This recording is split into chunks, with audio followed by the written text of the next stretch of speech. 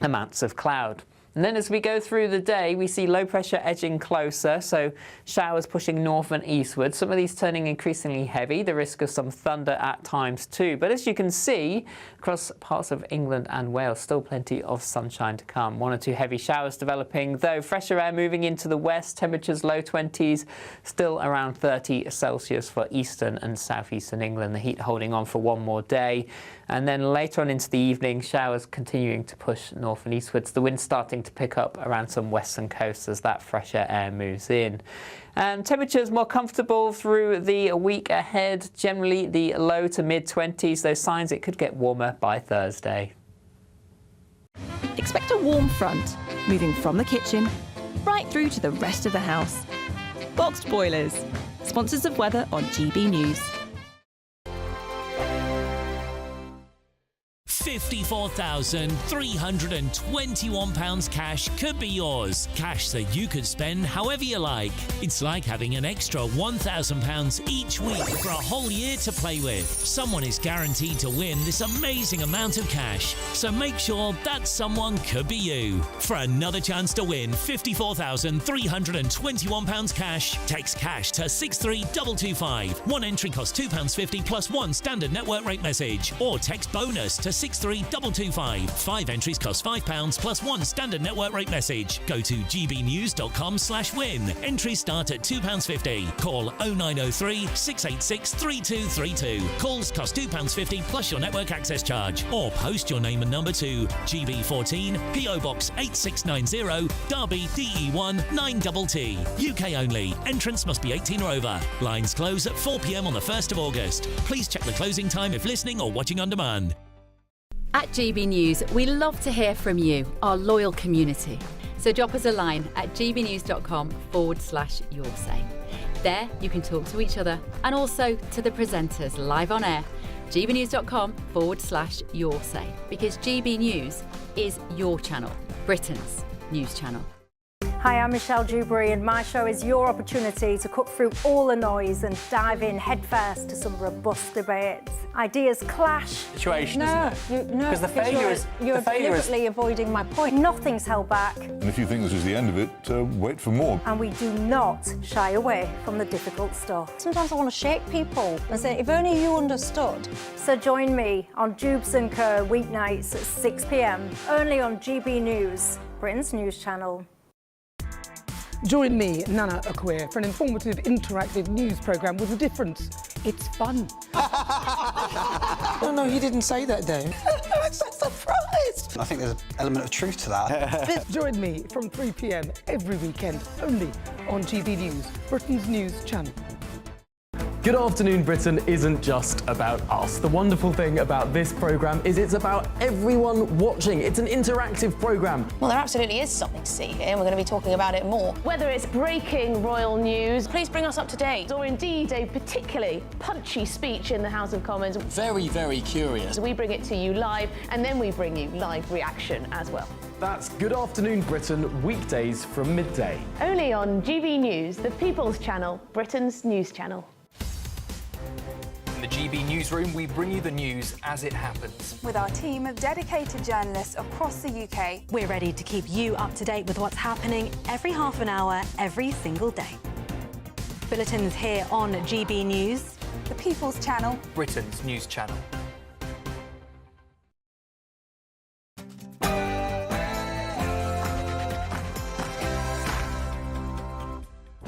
Good afternoon. It's 1 o'clock on Sunday, the 13th of July, and this is the weekend on GB News. Cracking show coming up for you. Your main stories this hour. Sir Keir Starmer hits back at critics of his new migrant deal with France. But with 1,200 small boats arriving with 1,200 migrants on them since the agreement was struck, opponents say it's a surrender deal that won't stop a single crossing. We will ask, will this plan make any difference, or is it a bit like they accused Rwanda of being a gimmick? And a government-backed review finds anti-Semitism is becoming normalised in middle-class Britain, with a growing prejudice in the NHS, universities and the arts. We'll explore the findings and ask what needs to be done. And of course, it is 40 years, I can't believe it, since Live Aid, the global concert that changed music history and raised millions for famine relief. But in today's climate, could it even happen? We'll ask whether a modern-day Live Aid would be celebrated or criticised. And it's a Sunday, so we have to do a bit of royals, don't we? Is the royal rift finally healing? Behind the scenes, talks sparked hopes for truce between King Charles and Prince Harry. Yeah, and of course it's still a bit, hot outside, isn't it, in most of the country? And as that heatwave continues, we'll find out the do's and don'ts of keeping cool, including some very, very interesting things you should be wearing. It's a showdown at the top as defending champion Carlos Alcaraz faces world #1 Jannik Sinner this afternoon on centre court in a Wimbledon final that's being called a true battle for the ages. I'm Dawn Neeson, and this is The Weekend.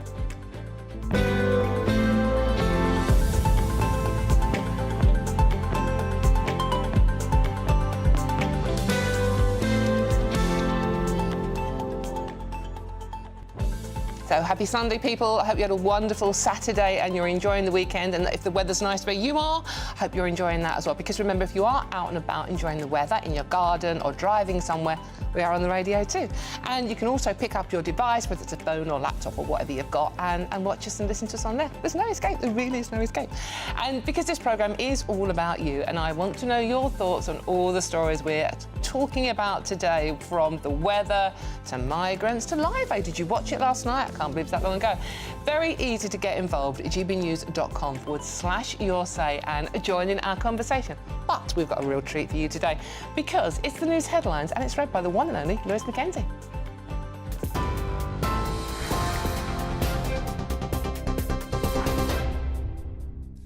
Thank you very much, Dawn. Good afternoon. It's just after 1 o'clock. Here are your latest GB News headlines. More than 1,200 small boat migrants have crossed the English Channel since Sir Keir Starmer and Emmanuel Macron signed the Migrant Returns Agreement. In the 3 days since the Anglo-French deal was signed, 1,226 migrants have made the illegal journey.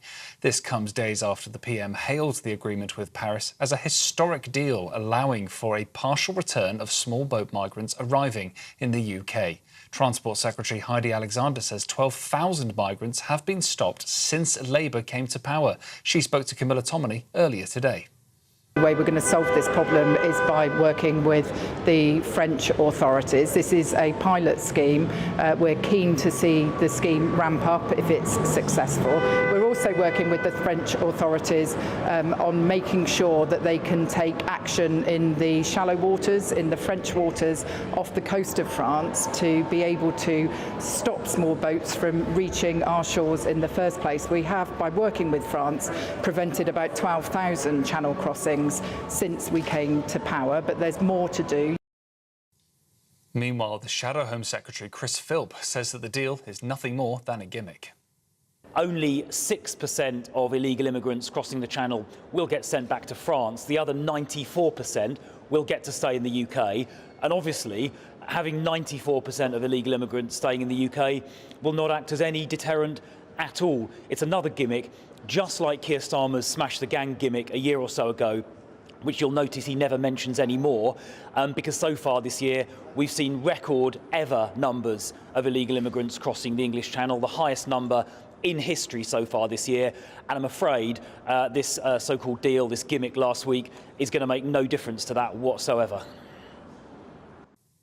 A child has died in hospital after contracting measles amid fears the disease could spread as vaccine rates plunge. The child passed away at Alder Hey Hospital in Liverpool. It's understood the child had been suffering from other health complications. This comes days after the parents reportedly described feeling scared as several children in Merseyside were hospitalised due to the spread of the measles virus. The government has announced a £63 million boost to accelerate what they're calling Britain's electric vehicle revolution. The package will support home EV charging for households without driveways, help decarbonise NHS fleets and install thousands of charging points at business depots across the UK. The EU and Mexico have expressed disappointment at US President Donald Trump's threat to impose 30% tariffs on their imports. Mexico says it's an unfair deal and insists its sovereignty was non-negotiable, while the EU's chief Ursula von der Leyen threatened to take proportionate countermeasures. Both say they want to continue negotiations with the US. The legendary rock charity concert Live Aid celebrates its 40th anniversary today. It's estimated that around 40% of the world's population across 150 nations tuned in to watch the likes of Freddie Mercury, Madonna, Paul McCartney, David Bowie and Led Zeppelin take to the stage. And finally, the Prince and Princess of Wales will attend the Wimbledon men's final later on today. Princess Catherine, who is the patron of the All England Lawn Tennis and Croquet Club, will join Prince William to watch what is expected to be quite the showdown between the Italian Jannik Sinner and the Spaniard Carlos Alcaraz. Well, those are your latest GB News headlines for now. I'm Lewis Mackenzie, but now it's back to Dawn. For the very latest GB News direct to your smartphone, sign up to News Alerts by scanning the QR code or go to gbnews.com/alerts.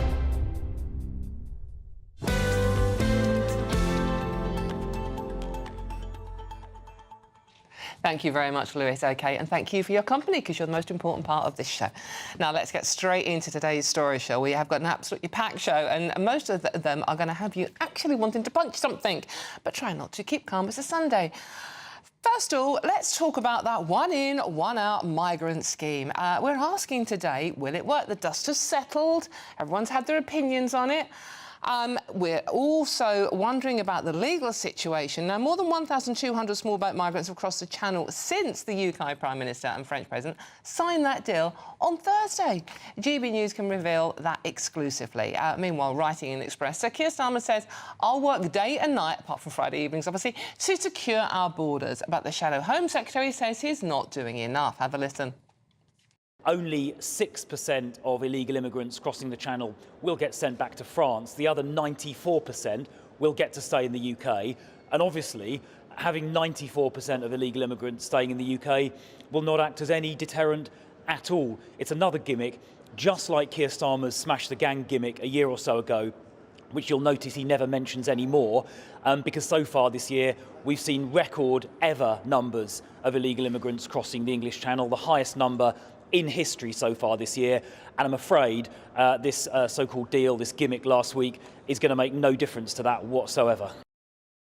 That was, of course, Chris Philp there talking. Now, joining me now to actually see the nuts and bolts of this deal and whether it'll actually work is human rights lawyer, the wonderful David Hay. David, thank you very much for joining me today. Off the beach, I know you live down in the glorious West Country. Sorry to drag you indoors. David, it's a gimmick. It's a bit like Smashing the Gangs, the Rwanda plan. But will this particular gimmick work? Good afternoon, Dawn. I think, I don't want to start the day on a bad note, as it were, but I think, calling it a French fiasco is I think a good description. It's, it's look at it from a legal perspective. It's going to be incredibly complex to get this through the various courts, whether it's our own courts, whether it's through the ECHR or the EU courts, because of course there's grumblings on the EU side that this might not actually pass muster there as well. It's going to cost us a fortune, and I think ultimately, when we look at the numbers, it's going to end in failure. So it's a kind of despair as we look into this. I think the only one good thing in this is it does show there are improving relationships with France, which obviously I think is important in trying to fix the problem that we have with people coming across the Channel. But that's a tiny positive. Well, yeah, they did do a lot of hugging, didn't they? That's pretty much all I got from their meeting, which is great. Man hugs are a good thing. I mean, but we've already got Care for Calais kicking up a fuss about it. The Migrants' Rights Network are saying, they're going to fight this all the way through. The EU haven't even approved it yet, and that's before you even get onto the southern countries in Europe, like Italy and Spain, where many of the migrants first land in this country, saying, well, we're not having any of this. Well, absolutely. I think you hit the nail on the head. I mean, just if you look at it from a legal perspective, we saw what happened with Rwanda, and we saw how many legal challenges there were, and that was just effectively on our side. Now, if you look, you're going to have legal challenges in the EU. You're going to potentially have legal challenges in France, outside of the EU, as it were. Legal challenges on our side. And if you follow the process, someone comes from France on a dinghy. When they arrive, our border force picks them up, takes them to a processing centre, issues them a notice. All of them apparently will be given a notice that they're liable to be returned. Someone will have to make a selection of which of those large number, the tiny amount of those, will be sent back. At that point, immediately you've got potential for a legal challenge, because who's picking that person that will be sent back? How are they picking them? And you can see, as a lawyer, I can see ways that people will say, oh, this person's been discriminated against because of this, that, or the other. Also, at that point, people that are children will not be susceptible to that policy. So we already have seen people saying they're children when they're not. So immediately at that point, you've got potential legal challenges, and these things can go on for years. So I can see, as a human rights lawyer, I can see at this stage countless problems that are going to delay this and make it, like I said at the beginning, a legal farce, effectively. You're not really helping me. I mean, in modern-day slavery, I mean, I know Theresa May, with the goodness of her heart, brought that in to stop trafficking, mainly of women, it has to be said. But, we saw last year alone 19,122 claims. That's 13% up. So basically, get off a boat, right, David, and all you've got to do is come up with some cock and bull story about modern-day slavery, and you're going to be in the courts for about 3 years, aren't you? Absolutely. You claim you're a child, claim you're subject to modern-day slavery, claim that you've been discriminated against. I don't want to give people ideas now, but claim you've been discriminated against because you've been selected to be sent back. These are all things which will have to be tested, because it would be under a new policy. It would be the first time these types of things under that new policy. So you would have a legal route to challenge them. And then, so again, you can see how it's going to get stuck in the courts for a very long time. Now, if it was every person that comes across the channel would be sent back, then that would be, I think, different. But that's not the case at the moment. So I think, I think at least we've got a government doing something, but I just don't see it being effective. I really don't. David, the $64,000 question here, probably a lot more expensive, to be honest with you, is how, when we've got a lawyer, a very experienced, highly trained lawyer, you remind us how many times that he used to work for the, be director of prosecutions, how did he not see any of this coming? Well, I think that was one of the points I wanted to make. I think, particularly when you look at the Attorney General, there are very, very experienced human rights lawyers. They know the problems. They will, like I can sit with you now and I can tell you the things where there will be challenges, because I know the law. They also know the law because they were the people probably sitting on the other side defending people coming. So I think they know the problems. So they should know that this will end up in the courts. So if they know the problems, one would argue they're the best people to solve them, poacher and gamekeeper. But why is that not happening? That's one of the questions I have, because, particularly with Lord Herman, he's a very, very experienced in public affairs and in human rights law. So he should know the challenges that this will face. And it does seem that we're going head forward into another scheme that is ultimately doomed to fail. And David, one final question. This one's from the husband, by the way, but phone in your questions. But this one's from the husband, right? It's watching the footage live on GB News Breakfast the other day of that really packed boat, 70, 71 very young, fit men coming over.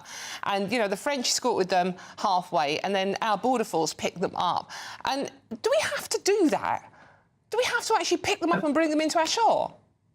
Effectively, the current law that we've signed up to basically says that we need to keep, when people are over in our responsibility, effectively, we have to keep them safe. Hence that behaviour, hence the hotels, hence giving them actual funds to look after themselves. So that's the current law that we've signed up to. Where does that responsibility start? What, is it halfway across the channel? Is it literally just off the French coast?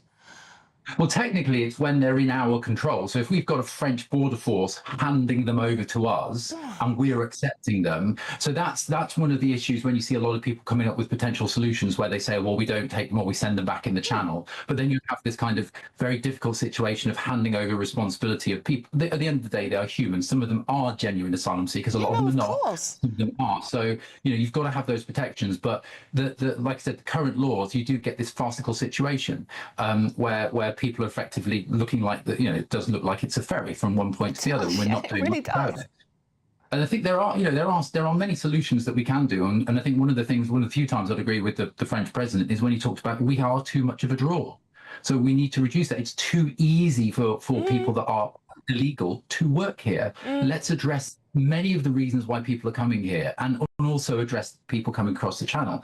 And the government says they're doing things like that, but as a human rights lawyer, I will look at areas like that, because if the draw isn't there, then they'll be looking potentially at other countries. That's one of the things we can do. It's a deterrent. Oh, David, it's always a joy to talk to you, but not always about really nice stuff. Thank you very much for joining. That's a wonderful David Hay there. He's a human rights lawyer, but actually quite a nice one. Don't hold it against him. OK, joining me now to discuss this further and all the other political stories doing the rounds this morning is former Labour candidate Ben Pickles. Ben, thank you for joining me this afternoon. Good to see you. Now, should we start with migrants? Because it is the topic, isn't it, of the day. I mean, we have now the front page of the Express today, for example, PM's deal with our... with France won't stop a single boat. We've already heard from the human rights lawyer there. I mean, do you think this is a gimmick, or do you think it might actually work?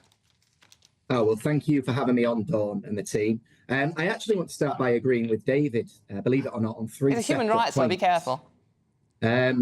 He spoke about how there's an improving relationship, and you had a conversation about what we could do. Could we click our fingers and stop things? Well, unfortunately, that would deteriorate the relationship really quickly, and it is improving, and we've got to work with our international allies.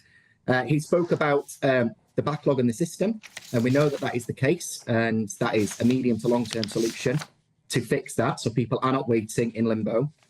He also spoke about the draw factors, and if I just reference Keir Starmer's article in the Express, because I've got it up here, he spoke about cracking down on rogue employers, delivery companies, fast food delivery companies in particular, I think we've seen this week. So they are things that are making progress on. But we've got to remember that this is a global issue and there's not a silver bullet. Keir Starmer says this himself today. It is progress. And if I address the claims where it compares this to Rwanda, what I would say is that the Rwanda scheme was done with the UK working completely on our own, trying to find that silver bullet. This is working alongside our international allies, and I think it shows that Labour are the grown-ups in the room and starting to make those small steps of progress. OK, right, OK, well, let's talk about identity cards. So for the people that do come over here, there's another story today about our ID cards for migrants only. What do you make to that one? Well, I mean, I'm not old enough quite to remember the Blair and David Blunkett proposal. I think the early noughties were talking there about ID cards. But certainly, from a personal point of view, I don't see too much objection to them, because what we need to do is be able to control who comes in and who goes out of the country and have a record of that. And Yvette Cooper has proposed this. I believe over 40 MPs have already backed it, Labour MPs, that is. So if it's going to be a system that actually works and makes meaningful change, then I think we should support that. There are some saying, though, that, this is for migrants only, which in theory sounds a good thing. I mean, obviously, there are always ways around migrant ID cards, I mean, fraud, etc., etc. But there are a lot of people saying it's a slippery slope to us all having ID cards. Are you in favour of a universal ID card for all Brits? I think it's a difficult question, and I absolutely understand the worries about the Big Brother state, etc., etc.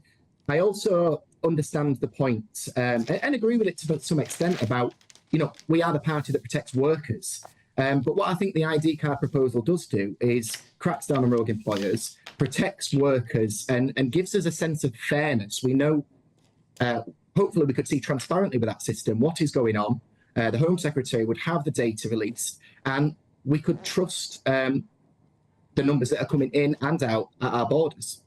OK. It's interesting, actually, you say we are the party that protects workers. Unite Union might have something to say about that this week.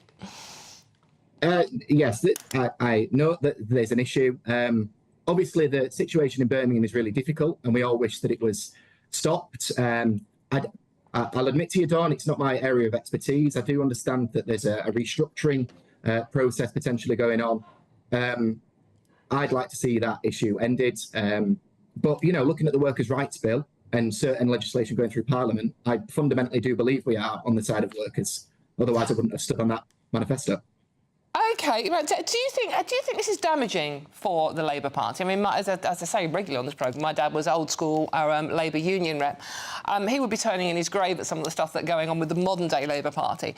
But do you think that Unite actually drawing away from Labour Party is damaging for them? Like I said, it's a difficult issue because they are one of our biggest backers in terms of memberships and affiliate fees. Like I said, I don't know too much what's gone on specifically with Angela Rayner. I do know that many of the things that she's doing in Parliament are fantastic.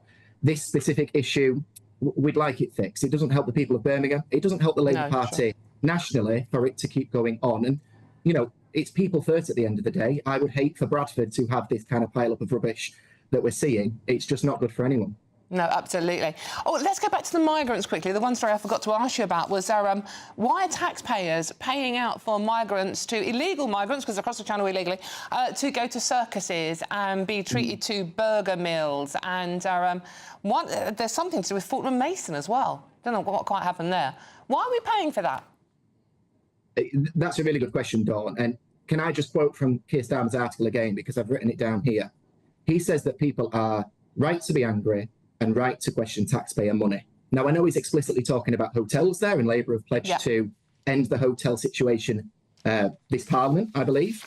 But that goes wider than that. We do have a right to question taxpayer money. It needs to be spent effectively. I don't know the specifics of this case, so I hope maybe I can go away, look at it, and you can invite me back. But what I do know in general is that a lot of the money that gets spent is on care, particularly children in care. And so I, like you, would support the basic needs being met for those who genuinely have a right to claim asylum. But we do have to question taxpayer money. We do have to provide people with basic needs. And I think that's the balance that's got to be made. Yeah, I mean, obviously, the story in the Mail today goes back a few years as well. So that's not necessarily just a Labour Party thing. That might be the previous Conservative government as well, spending money on these sort of things. Just quickly talking of spending money. Sorry, while I've got you on, Ben, I'm going to make the most of you. Labour to spend millions on electric car handouts. Evidently, we're not keen on buying electric cars because they're very expensive. There's nowhere to charge them, and you're panicking about when they run out of juice. But Labour need us to buy them because they're promised by 2030 we won't be able to buy new diesel or petrol cars. So they're going to bung us a few quid to do that. Again, it's more taxpayers' money. It depends what you call it. You called it a handout. I think it's a strategic investment. I think it's an opportunity in the future of Britain. I think when you look at it... No, I'm being serious. No, I just love the phraseology. When you look at it, I had a situation recently where I spoke with a family member about buying a new car. You know, the car popped unexpectedly, and we spoke about it. And I very much wanted to be on the side of, yeah, absolutely, go full electric. But there is a difficulty up front with the charging port at home, the infrastructure. The only place near us that's got a charging port is the Lidl. And I know I love Lidl, but I can't go there every single day. Other supermarkets are available. And I think that the global market is showing us that electric cars are, you know, the future. We need to invest in our own future, invest in jobs in Britain. And all of this comes back really from Rachel Reeves's decision to spend more on capital infrastructure. And I think Ed Miliband's doing a great job, but it's, again, not a quick fix. It's long-term investment and hopefully savings for us paying for our gas and electric. OK, finally, Ben, sorry, just one very quick answer on this one. Starmer in the Express today saying we should stop being nasty about the French and start being nice about them. Come on, this is the French, come on. I think we need to work closely with the French at all times. We used to hug hoodies, didn't we? Now we have to go and hug the French. That's former Labour candidate Ben Pickles. Ben, thank you so much for joining us today and for having a sense of humour. OK, would you want to put a smile on your face? Well, let's try, shall we? There's still plenty of time to grab your chance to win one of our biggest cash prizes today. It's an incredible 54321, £54,321. And here's all the details you need to get your hands on it. Here you go. This is your chance to enjoy luxury this summer. It's our biggest cash prize to date, an incredible £54,321 in tax-free cash has to be won. What would you do with that? With all of that cash, you could just chill out, treat yourself and indulge in the finer things in life, somewhere like here, Downhall Hotel and Spa. You really could win the cash giveaway of the summer. Go on, treat yourself. For another chance to win £54,321 cash, text cash to 63225. One entry costs £2.50 plus one standard network rate message. Or text bonus to 63225. 5 entries cost £5 plus one standard network rate message. Go to gbnews.com/win. Entries start at £2.50. Call 0903 686 3232. Calls cost £2.50 plus your network access charge. Or post your name and number to GB14 PO Box 8690 Derby DE1 9TT. UK only. Entrance must be 18 or over. Lines close at 4 p.m. on the 1st of August. Please check the closing time if listening or watching on demand. Good luck. Good luck indeed. That'll give you a cracking summer with it. I'm Dawn Newsom. This is GB News. There's loads more coming up on today's show. Now brace yourself. 40 years since Live Aid. Did you watch it last night? Amazing. But could it happen today without a backlash? Oh, we'll be discussing that next. All of that and much more to come. This is GB News, Britain's news channel. Don't go too far. We'll see you soon.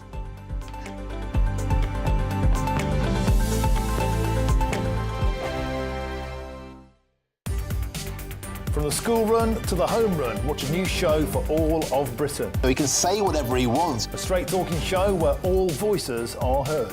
And, you know, when are we going to stop talking about smashing the gangs and actually do it? With the stories that matter from every part of our country. There's a bit of a crash landing there for your Chancellor. Bold, fearless and standing up for you. That's me, Martin Daubney, 3 p.m. till 6 p.m, weekdays, here only on GB News. The People's Channel, Britain's news channel. GB News Breakfast, every day from 6 a.m. Tell me now, are you concerned about these driverless cars, Tim, that are going to be put into operation in London by as early as next year? Well, Uber is preparing to test fully self-driving taxis on London's roads for the first time. By 2026, I have an observation there that if you look at Elon Musk over the last 5 or 6 years, kept promising that there were going to be driverless cars. The norm in America, and it hasn't happened yet. So I'd be very surprised if by 2026 that's actually on the streets of London. I'm more intrigued, though, if they are driverless robotic cars, if they're still going to give you a review. You know, you get your 5 stars at the end if you were a good passenger. Who's going to review how good you are once you're in these cars? Would you trust it? Would you take one? I think I would, yeah, absolutely, yeah. Really? Would you, Claire? I know, I'm a bit reticent. I'm a bit nervous about it. Yeah, accepting a driverless I think car. what they do eventually is they'll take any joy out of driving that there is. You get you won't get in, you feel the smell, get the gear stick. You know, I mean, a car is a good, joyous thing I don't take any joy from to drive. Yeah. I take no joy. It's awful. What? Such a chore. Is that because driving. Are you a good driver? No, I'm a terrible that's driver. Why? So maybe this could be a good thing for me. I think it's I mean, the you see the other drivers side of that take the joy out of it sometimes. Oh, I just think, you imagine a glitch in the Matrix with a driverless car. What on earth You'd have to hop in the front seat. I live in Chiswick, and the Chiswick High Road, like lots of high roads in many towns and villages. Well, it's the bus lanes that's a problem with But they've closed all those down now, and if an ambulance goes down, there is carnage trying to get through to whoever they're needing to treat. Or in King Street, if a bus tries to overtake a bus or anything else, you can't do it. GB News, the People's Channel. At GB News, we are proud to stand for you, for the Britain you love, for the communities you live in. That's what makes us the fearless champions of Britain, its voices and its values. Because we, at GB News, the People's Channel, Britain's news channel.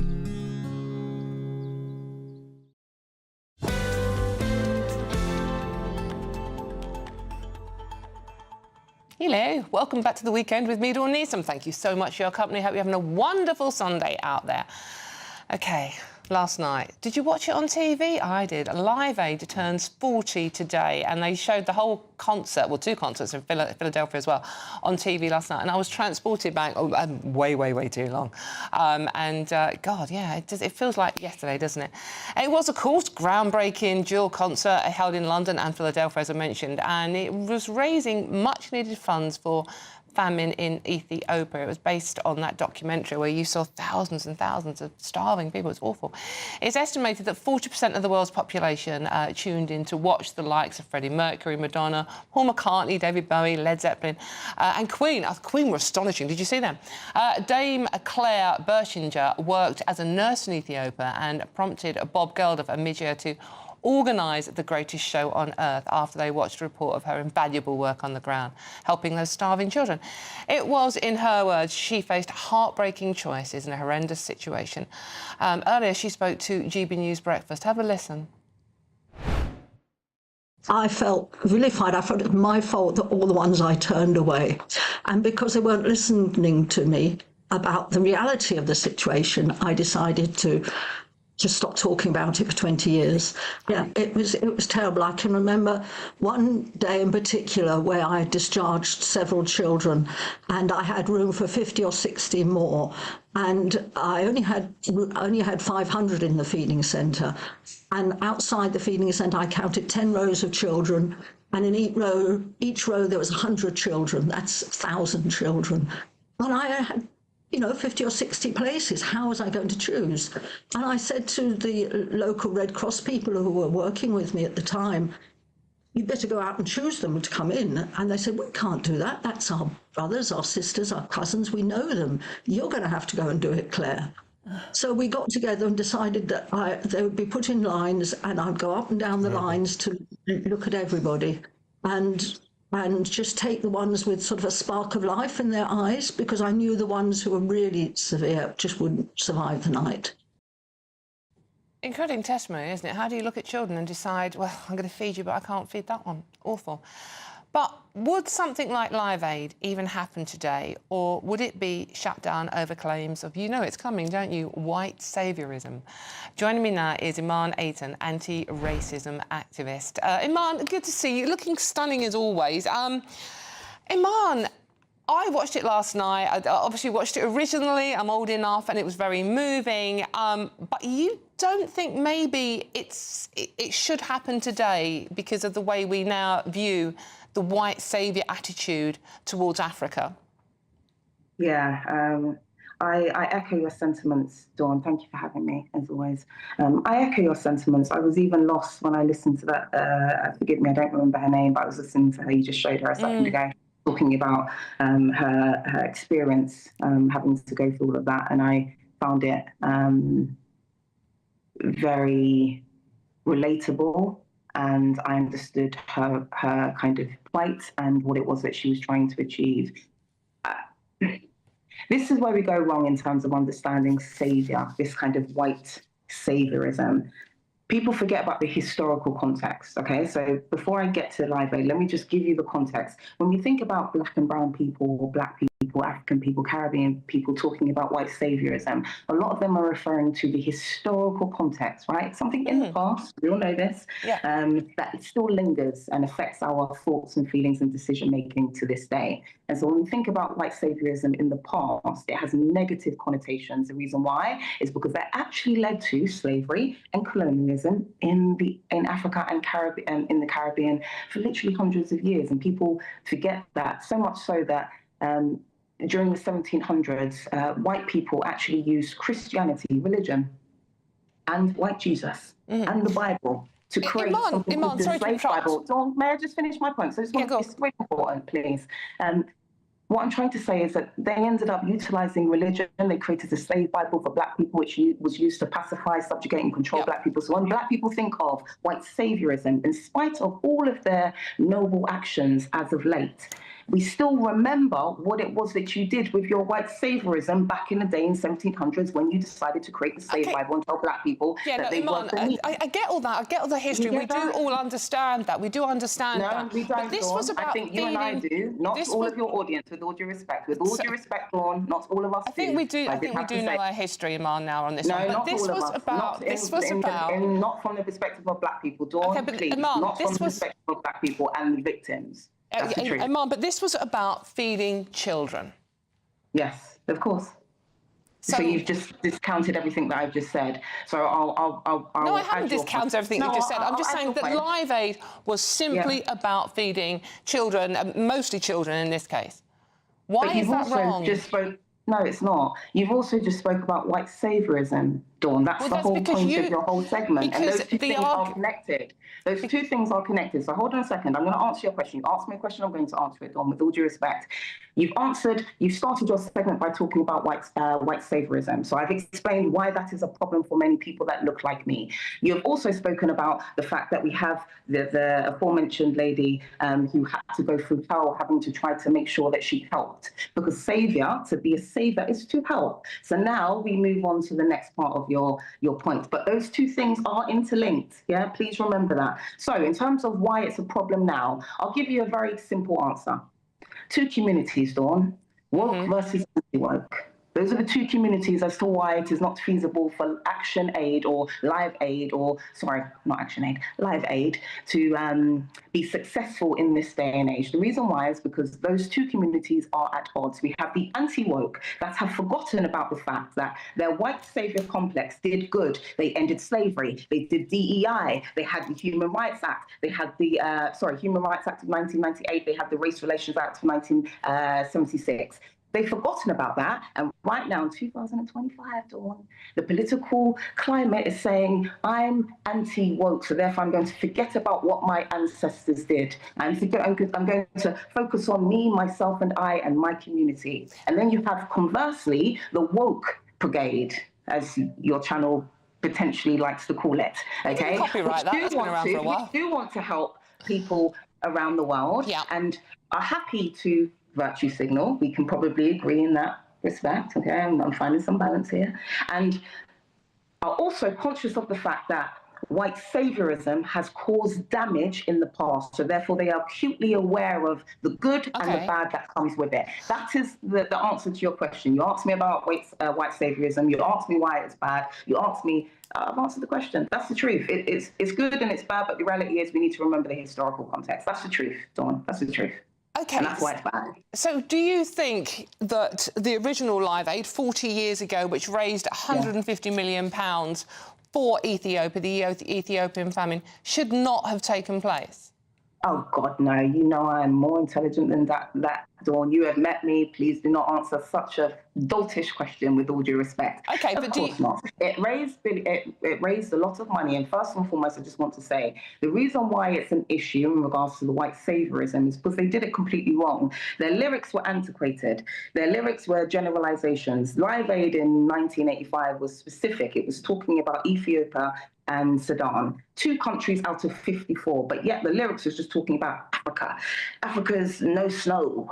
Africa, I'm not even going to give you the lyrics. Yeah, no, the lyrics of the song were ridiculous. No, I do get the point. But... Hold on, right, Dawn, it was a generalisation. Live Aid was had antiquated lyrics, and last but not least, it led to a lack of self-esteem and pride for black people all around the world, because we kept seeing images of swollen bellies and black people and flies in their eyes. And then we didn't see that with white people when we came to England, you know, Windrush up until now. So therefore there is a complete distinction between how one views a black person, swollen belly, flies in their eyes, Africa versus England, capitalism, money. Oh, I have a good life. This is why we have issues with immigration now, because you lot made sure you told the world how great you are. So this is what happens. Sorry. Okay, Iman, just quickly, I just want to read you a quote out from Midjur, who was obviously one of the organisers of this.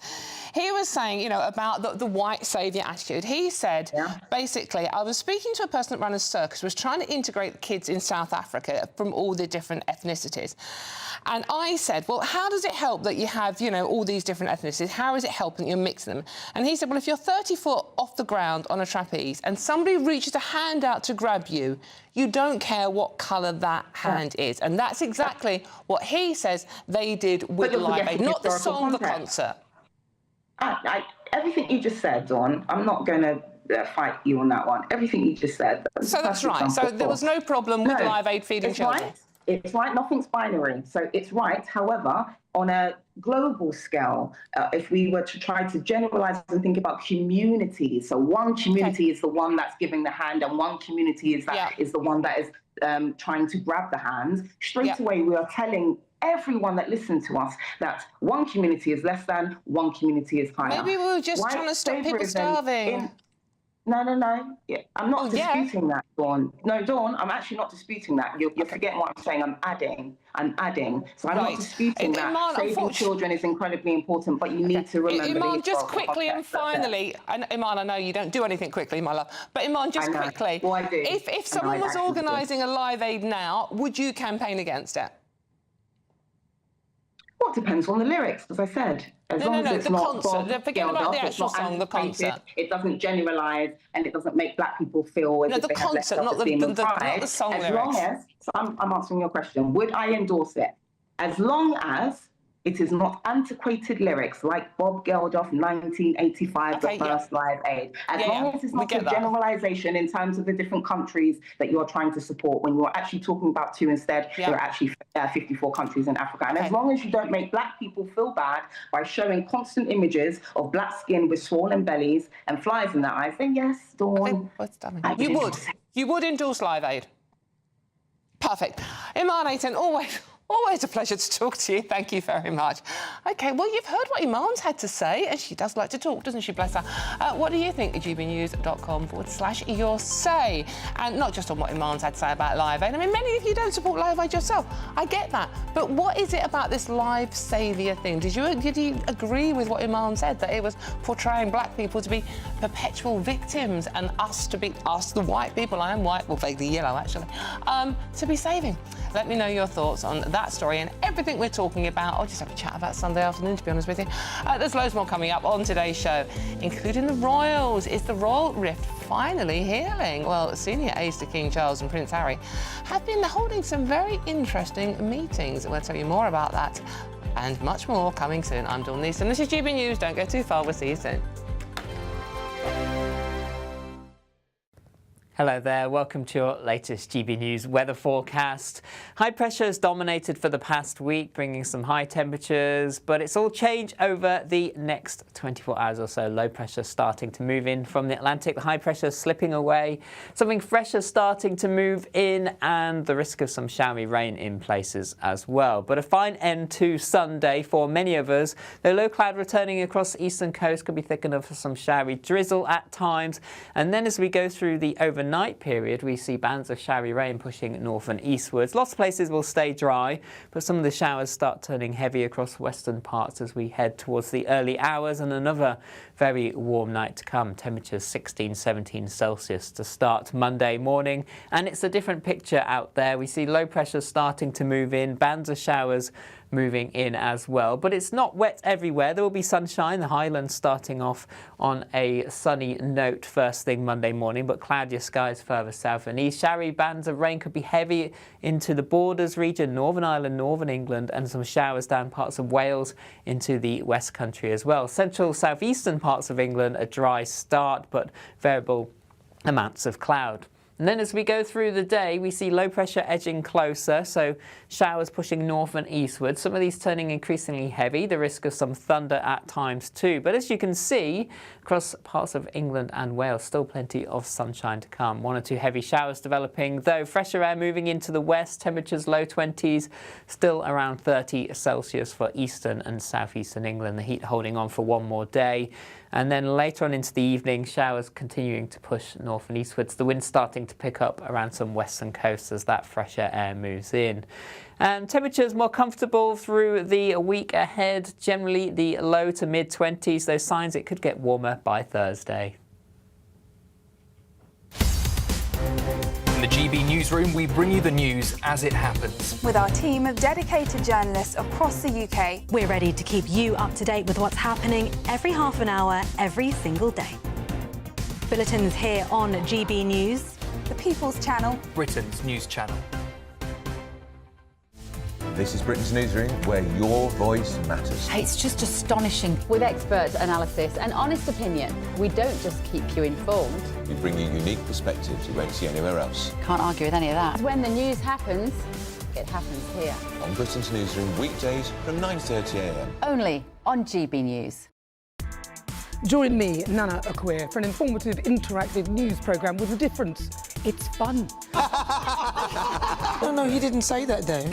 I'm so surprised. I think there's an element of truth to that. Join me from 3 p.m. every weekend, only on GB News, Britain's news channel.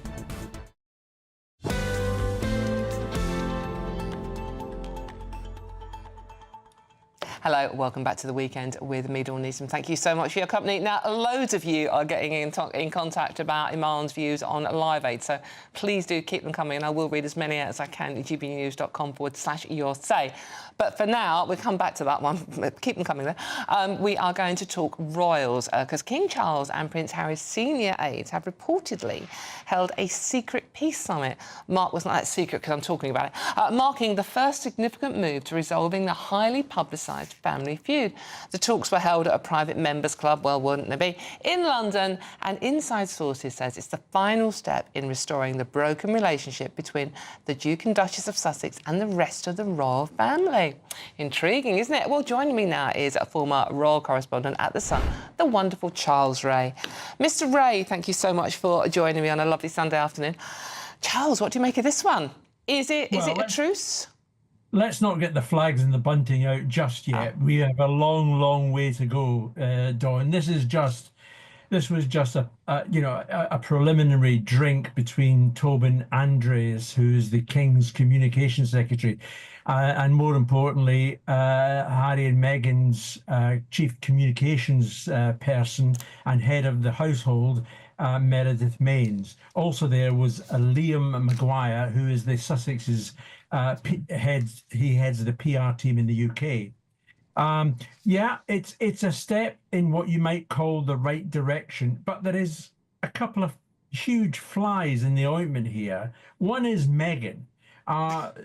Is she going to agree to anything that smooths the troubled waters that have happened over the last 5 years? I'm not so sure. And you've also then got on the other side, you've got Prince William, a king in waiting. Now, of all the people in all this, he is the one who feels, in my view, most hurt by what has happened between him and his brother. And there is only one person that he is blaming, and that is Meghan. Indeed. So, I mean, and I think, and certainly Catherine is, you know, if you're talking fly in the ointment, sure, it's the two wives, isn't it? I mean, I hate doing the Yoko Ono thing and blaming the women, but it is the two women here that I think, given the, you know, all the water under the bridge, will never actually, you know, probably be in the same room together. Well, you've got to also remember that it's only about a week or so ago that we heard from one of the late Queen's, I think, cousin, Elizabeth Anson, who's now dead herself. She had let it be known that the Queen was deeply, deeply upset by Harry and Meghan, and particularly Harry, who was rude to her, it is alleged, for about 10 minutes. And also, let us not forget that in all this happening, you know, her dearly beloved husband was at the time dying. These are things you're going to have to really be hard-nosed to forget about, particularly the Oprah Winfrey interview as well, and the Spare book. You can't pull these back and say, it was a joke, boss. We didn't really mean it all. You know, there's a long, long way to go before we get down to some substantive chats about healing. And I'm still of the opinion that this can never be healed, and I still believe that Meghan will never return to this country. Charles, just very quickly, in one word, we all know how these things work. You and I have worked on tabloids for long enough. This meeting and the fact that it was had photographs of it, that was set up by somebody, wasn't it? Which side, King Charles or Harry? Do you know, when I saw the photographs and I saw Tobin Amry and Liam Maguire, sorry, I'm thinking of voices. Liam Maguire looked down the camera lens. I thought, hello, someone's earned a few quid somewhere. Now, that's either, I don't believe it was Harry's side that would have leaked that, although, I mean, who knows? Was it the King's side? Maybe. Was it someone at the club?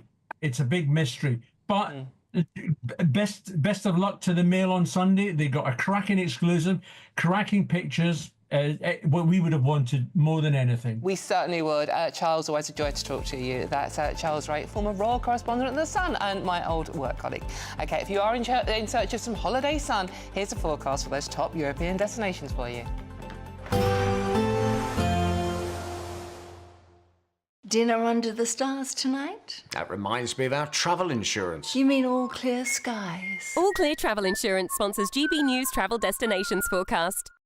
Hello, well there's plenty of hot and sunny weather across Europe, but there are still some showers out there for some of us. Across Madeira, sunny spells, some outbreaks of rain. Canary Islands, a mixture of sunny spells too. Plenty of sunshine across Portugal and Spain, with some showers across the Alps. Across the Greek islands, plenty of sunshine here and feeling hot, and that continues as we go through the week. Plenty of sunshine with temperatures into the low 30s. All Clear Travel Insurance sponsors GB News travel destinations forecast.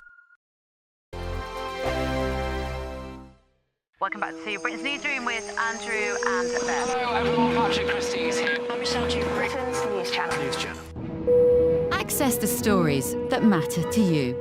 Take the GB News family with you on any device. And as long as you have an internet connection, tune in to GB News anywhere on the planet or beyond. GB News, the People's Channel, Britain's News Channel.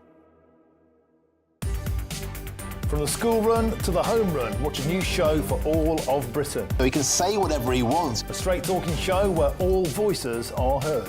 And, you know, when are we going to stop talking about smashing the gangs and actually do it? With the stories that matter from every part of our country. There's a bit of a crash landing there for your Chancellor. Bold, fearless and standing up for you. That's me, Martin Daubney, 3 p.m. till 6 p.m, weekdays, here only on GB News. The People's Channel, Britain's news channel.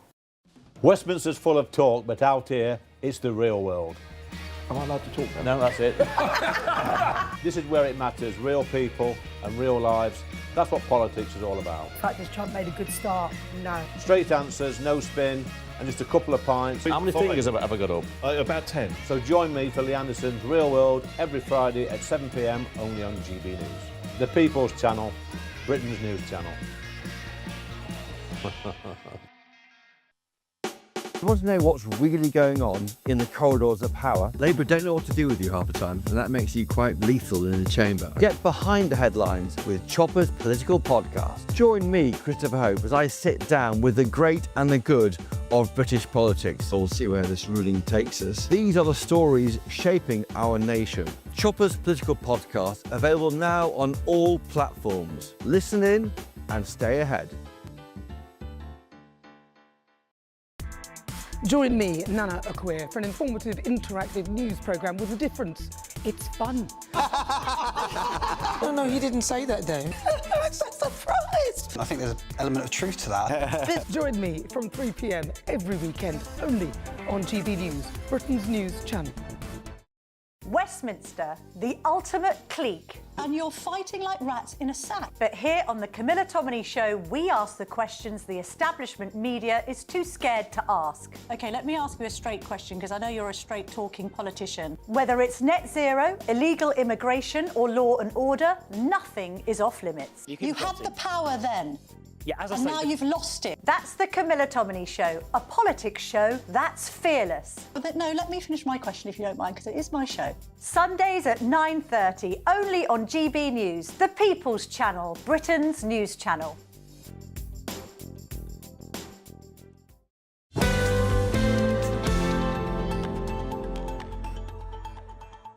Hello, welcome back to the weekend with me, Dawn Neeson. Now, there's loads of sport today, obviously.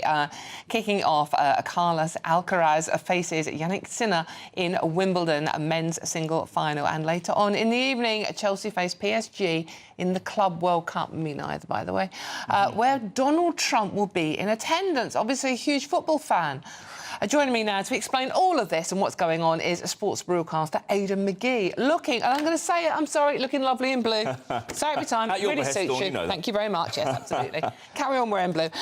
OK, so now the big match this afternoon, right? 4 o'clock kickoff, is it? 4 o'clock It's not a start. kickoff, Yeah, it's not football, but yeah, it's you know kind of. what I It mean. gets underway from 4 o'clock. Yeah. I know. I knew what you meant. Yeah, Catherine is going to be presenting the that's trophy, nice. which is nice. Yeah. She was there yesterday on centre court in the women's final, which was won by Iga Świątek. Now that's interesting because Świątek's win yesterday. That was 6-0, 6-0. Yeah, for 57 minutes. So people who paid £350 for a ticket, which is top end of the price scale before you get to the debentures, are we're probably feeling a bit short-changed. Although it wasn't the record. This record was set by Steffi Graf, French Open, 1988. 32 minutes. You're joking. 32 minutes. The whole match? The whole match. Wow. 6-love against Hannah Zvereva.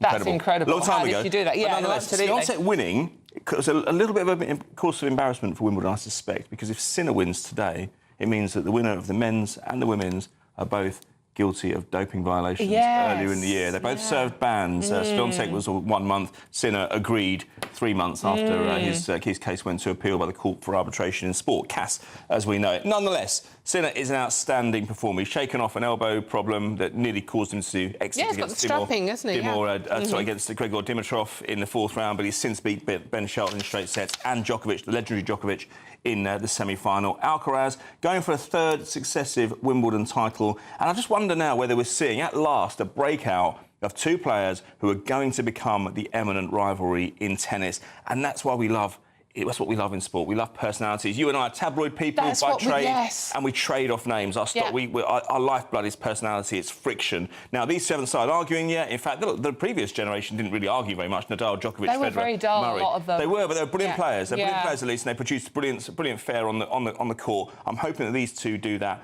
today, and you think that's the great rivalry. Some of the people who go to watch tennis now, particularly it's an older demographic, they still remember Borg and McEnroe. Yeah, no, absolutely. In the early 80s. They still remember McEnroe and Connors and Borg. All these guys who were absolutely... Lendl and Becker and all these people who were absolutely magnificent throughout the ages and brought the sports that elevated status. That's when tennis was worth watching. Yes, it was. Well, look, hopefully we're going to get back to that era again. I think it will be a veritable feast of on-court activity this afternoon. I think it's going to be absolutely magnificent, but I think those just in the background in the All England club might be hoping for an Alcaraz win, for the reasons I explained. Yeah, exactly. Just very quickly, Chelsea tonight. Yeah, they're up against PSG. I think they're going to lose, to be honest with you, but they do have Moises Caicedo back. That could make the difference. Donald J. Trump, the president, is going to be in attendance. His son, Barron, is a big fan. Aidan McGee, thank you very much. Don't go too far. Loads more coming up, including new reports saying anti-Semitism is becoming normalised in the middle classes. All of that and much more to come. All of that after the break. We'll see you soon.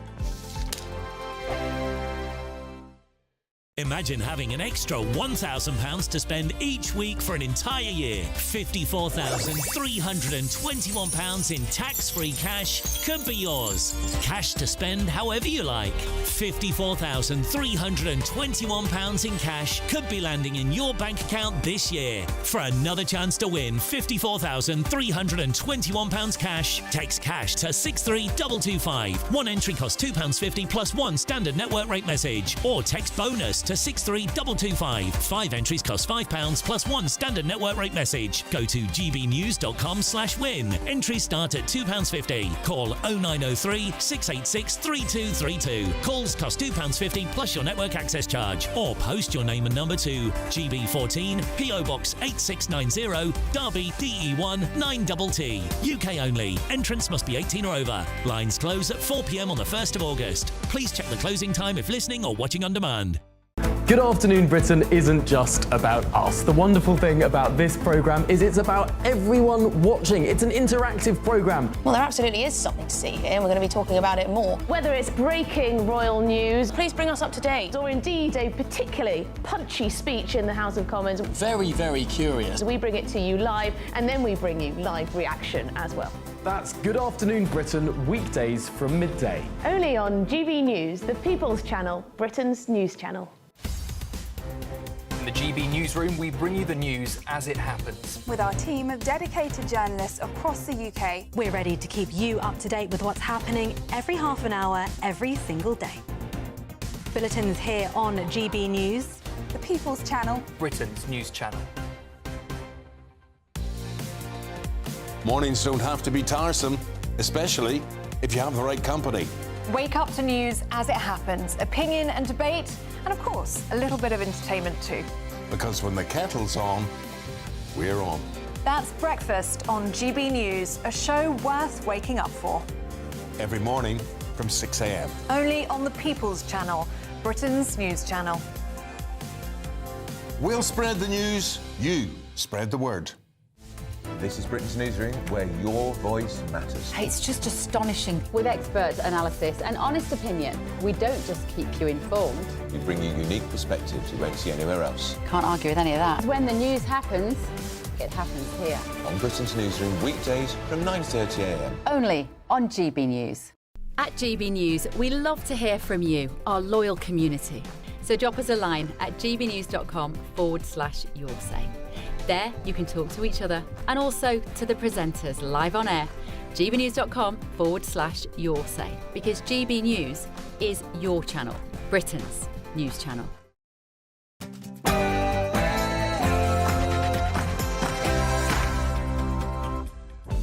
Good afternoon, it's 2 o'clock on Sunday the 13th of July and this is the weekend on GB News. Packed show for you. Main stories. Sir Keir Starmer hits back at critics of his new migrant deal with France, but with 1,200 small boats arriving since the agreement was struck, opponents say it's a surrender deal that won't stop a single crossing. We'll ask, will this plan make any real difference at all? And a shocking report. A government-backed review finds anti-Semitism is becoming normalised in middle-class Britain, with a growing prejudice in the NHS, universities and the arts.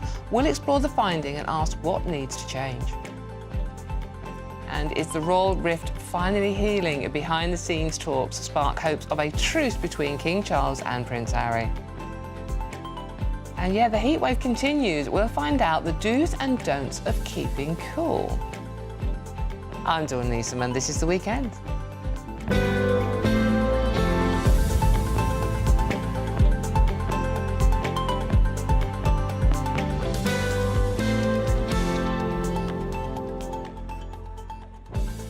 So thank you so much for your company this Sunday afternoon. I hope you're having a wonderful weekend out there. And if you missed the first hour, we interviewed a lady called Iman Aitan about our Live Aid. It's the 40th anniversary this weekend today, and they showed the entire concert in its entirety on TV last night. And lots of you have been getting in touch about Iman's views about white saviour factor of the fact that we fed starving people in Ethiopia. And one comment I wanted to read out in particular, Lorraine says, "Hi Dawn, was it only white people that donated? I don't think so. This isn't about white saviour, this is about stopping people dying." That's one point. Iman had a completely different viewpoint. What do you think? gbnews.com/yoursay about anything we're talking about today, because it is a Sunday afternoon. So let's have a chat, shall we? Very simple to get involved. I'm looking forward to hearing from you, and I will read as many out as I possibly can. But before we get stuck into the rest of today's stories, let's get the latest news headlines with Lewis Mackenzie, who's back.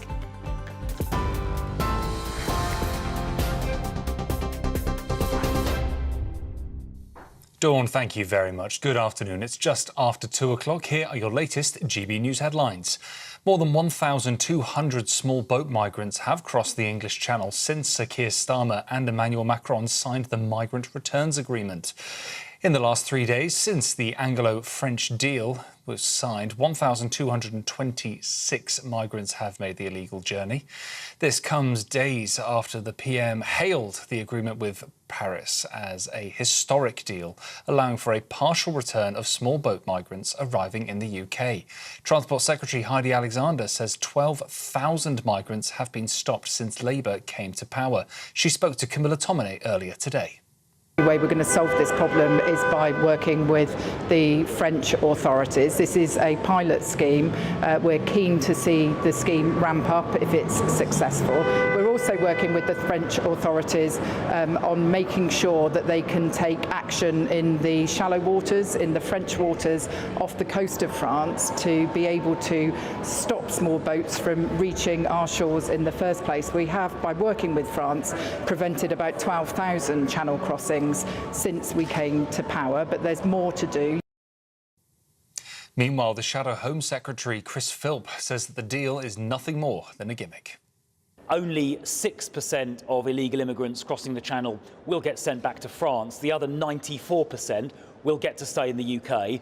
And obviously, having 94% of illegal immigrants staying in the UK will not act as any deterrent at all. It's another gimmick, just like Keir Starmer's Smash the Gang gimmick a year or so ago, which you'll notice he never mentions anymore, because so far this year we've seen record ever numbers of illegal immigrants crossing the English Channel, the highest number in history so far this year. And I'm afraid this so-called deal, this gimmick last week, is going to make no difference to that whatsoever. The government has announced a £63 million boost to accelerate what they're calling Britain's electric vehicle revolution.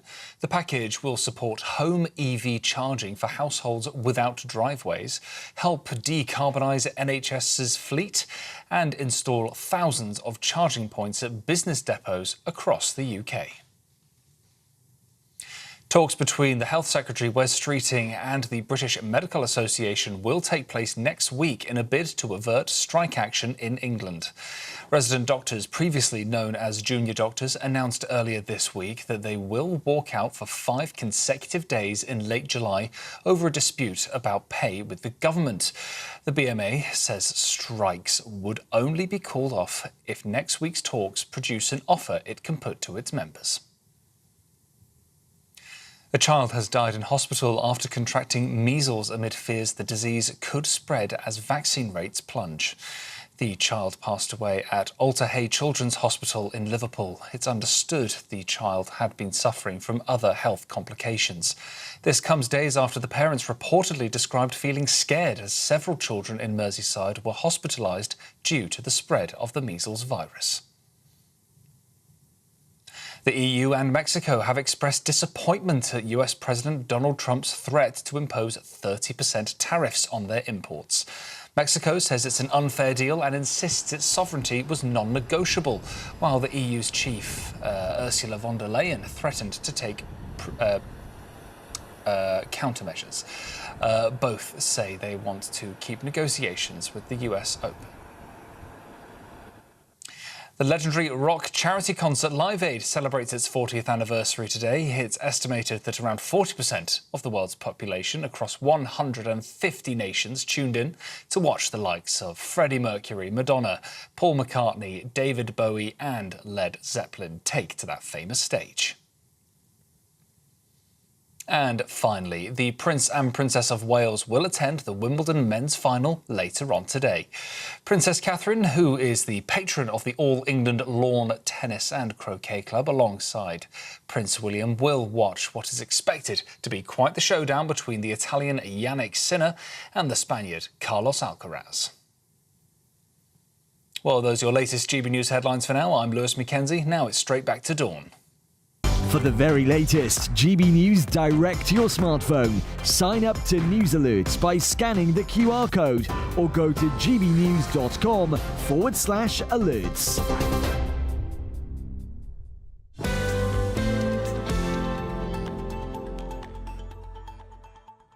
Thank you very much, Lewis. Now, let's get straight into today's stories. It's a really, really packed show coming up for you. Prime Minister Sir Keir Starmer says he will work day and night to secure the UK's border. The Prime Minister is promising a new era of cooperation after signing his migration deal with President Macron. But Shadow Home Secretary Chris Philp says the agreement has no substance. Have a listen. Only 6% of illegal immigrants crossing the Channel will get sent back to France. The other 94% will get to stay in the UK. And obviously, having 94% of illegal immigrants staying in the UK will not act as any deterrent at all. It's another gimmick, just like Keir Starmer's Smash the Gang gimmick a year or so ago, which you'll notice he never mentions anymore, because so far this year we've seen record ever numbers of illegal immigrants crossing the English Channel, the highest number in history so far this year. And I'm afraid this so-called deal, this gimmick last week, is going to make no difference to that whatsoever. OK, you heard what he had to say. Now, let's listen to a former Conservative MP, Tom Hunt, who's joining me now to talk about, Tom, thank you so much for coming to see me. Really good to have your company. Now, Tom, it's, the dust has settled on this. We've had all the hugs, we've had all the backslapping, well done. We've got this one in, one out. Well, that's not quite one in, one out, is it? The front page of the Express today, PM's deal with France won't stop a single boat. It is just a gimmick. What do you make of it? Well, I agree with that analysis of Keir Starmer, the Prime Minister's plan. I mean, this is, since Labour came in, we've seen small boat numbers increase significantly. Not for a moment do I think there's going to be any progress between now and the next general election. It's going to continue to be a huge issue, causing major problems for this country. But one of the things that I really find frustrating is one of the reasons we voted to leave the European Union was so that we could supposedly take back control of our borders, so we wouldn't be dependent upon other countries when it comes to our borders and being sovereign. But it seems as though that isn't the case, and we can only control our borders to a certain limited extent if the French agree. And frankly, I don't even think that on this occasion it's going to make any difference at all. But I take issue with this whole premise that we're going to sort of cap in hand to the French, begging to them to allow us to have some sort of control over our borders and to be able to cut already unprecedented levels of illegal migration to slightly less levels potentially. So I take issue with the whole thing. But, he's soft on immigration. He did a speech not that long ago referring to the island of strangers, which he dramatically backtracked on a few weeks ago. He is not serious about tackling illegal migration. And frankly, even if he was, which he's not, I don't think his parliamentary party would allow him. So this is all performative. It's all a waste of time. And it's going to continue for another 4 years. And it's all quite depressing. Tom, I mean, Keir Starmer would say back at you, well, you had 14 years. You weren't that serious because you didn't get much done either.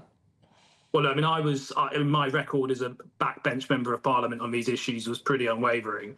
If anybody looks at the comments I made in Parliament, the questions I tabled, and if they had a private little camera that followed me around the parliamentary estate and they saw the number of times that I went into the Chief Whip's office, number 10, demanding the most radical action to tackle small boats crossings, they'd realise that I, as an individual backbench MP, couldn't have done any more when it came to raising my constituents' concerns about this issue. Did the previous government take the most radical action necessary to stop the boats? Clearly they didn't. And I was very clear about that, and I think it was one of the reasons why we got hammered in the last general election. So the key thing here is political will. There's different ways in which we could tackle this issue. Offshore processing, returning them to France. There's various different things that have been suggested, and not necessarily just one of them could work. More than one of them could work. But the point is, unless there's a political will there to cut through the quagmire of this issue and deal with it, then it's not going to happen. And it simply won't happen. And I won't feel good about the fact that in 3 or 4 years' time I'm proven right by what I'm saying right now, and small boat crossings are at record levels. Because I care about this country, and I would like the Prime Minister to be successful, but he won't, because he isn't prepared to take the most radical action. He said he would never leave the European Convention of Human Rights. He wouldn't take, he scrapped the Miranda scheme. He doesn't want a strong deterrent.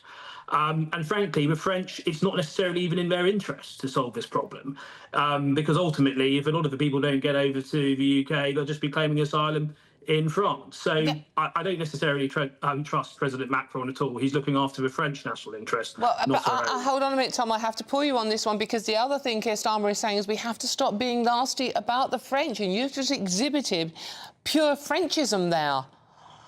How have I been nasty about the French? I've said that the President of France is looking out for a French national interest. If only we had a British Prime Minister that did the same thing.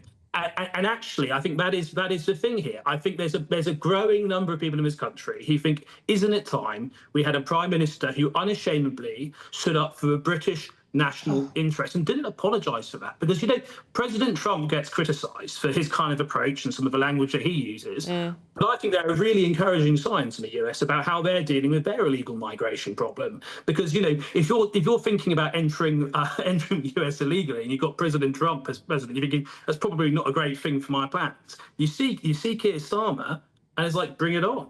And this one in, one out system, I mean, it's just farcical. But I think I said this last time I came on. I don't mind coming on here talking about illegal migration. I care about it a lot. I spoke about it a lot as an MP. Of course. But it is all quite despairing, because we know that for years to come there's going to be no progress on this issue, and the impact on our public services and our social cohesion will get worse. It is costing an awful lot of money. And the other latest suggestion is ID cards for migrants only. Is that going to make any difference in the Labour suggestion?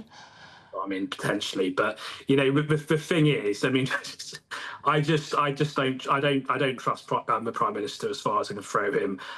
It's quite clear from this recent welfare bill that actually the left-wing Labour MPs have a whip hand when it comes to the Labour Party, and the kind of action that the Prime Minister would need to take to tackle small boat crossings, the kind of radical action he'd need to take, there is not the political will there. And frankly, even if there was the political will there from the Prime Minister, which there isn't, his parliamentary party wouldn't let him do it. So this is all performative.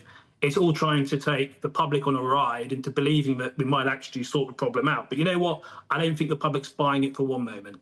Well, we are lumbered for 4 years, whether we like it or not. Do you think that we are going to see the situation get a lot worse when we've got a government that are actually putting migrants, illegal migrants, because across the Channel is illegal, before British people? They do. They do. In many instances, they are being put before British people. But maybe it's someday in the future, that British people may wake up and they might see that they have a Prime Minister and a government that puts them first, takes control of our borders, cuts the amount of legal migration, stops illegal migration, and we actually think, how does this decision benefit British people? But whilst we've got Keir Starmer, who's a weak Prime Minister, a left Liberal weak Prime Minister with an Attorney General obsessed with human rights pulling his strings, and a left-wing Labour Parliamentary Party pulling his strings, the situation will get worse before it gets better. But one day it will get better. Right, Tom, I'll leave it on that one. It's a slightly positive note there. That's a former Conservative MP, Tom Hunt. Tom, thank you very much for joining me today. Oh, what do you think? I mean, it's a bit doom and gloom, isn't it? Why just doesn't someone do something? Just stop the boats. It can't be beyond the bounds of our politicians to do something, not just gimmicks. Any case, let's cheer you up, shall we? There's still plenty of time to grab, our biggest cash prize so far, an incredible £54,321. All the details you need to make it yours are coming up right now. This is your chance to enjoy luxury this summer. It's our biggest cash prize to date, an incredible £54,321 in tax-free cash has to be won. What would you do with that? With all of that cash, you could just chill out, treat yourself and indulge in the finer things in life, somewhere like here, Downhall Hotel and Spa. You really could win the cash giveaway of the summer. Go on, treat yourself.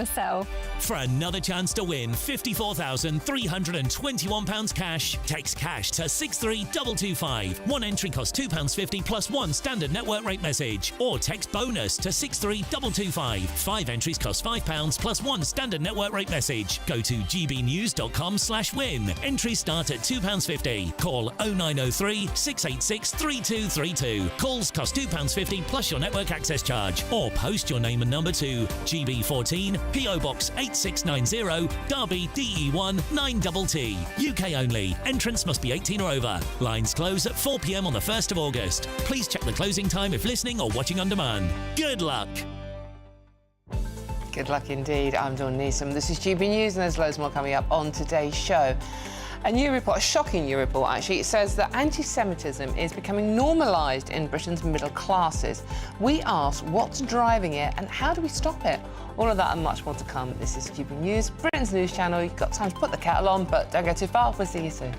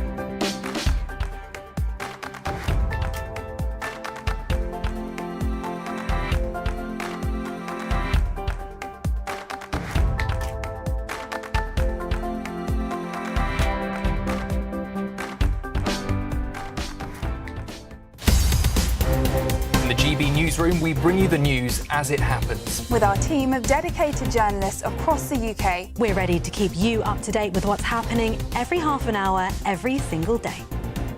Bulletins here on GB News, the People's Channel, Britain's news channel. 5 hosts, 5 opinions, 5 fearless debates, 5 unfiltered takes on the day's news. 5 reasons not to be anywhere else on Saturday night. This is the Saturday 5. You got me. You got me good there. Britain's biggest Saturday night TV show. It's not a bad brand. Yeah. Uncensored. Very, very racist tonight on the unpredictable. What did she say? Can you translate it for us? And always entertaining. And how can a country go from being led by William Wallace to Saturday nights from 6 p.m. only on GB News. The People's Channel. Britain's news channel. You're going to want to stay tuned, trust me. Mornings don't have to be tiresome, especially if you have the right company. Wake up to news as it happens, opinion and debate, and of course, a little bit of entertainment too. Because when the kettle's on, we're on.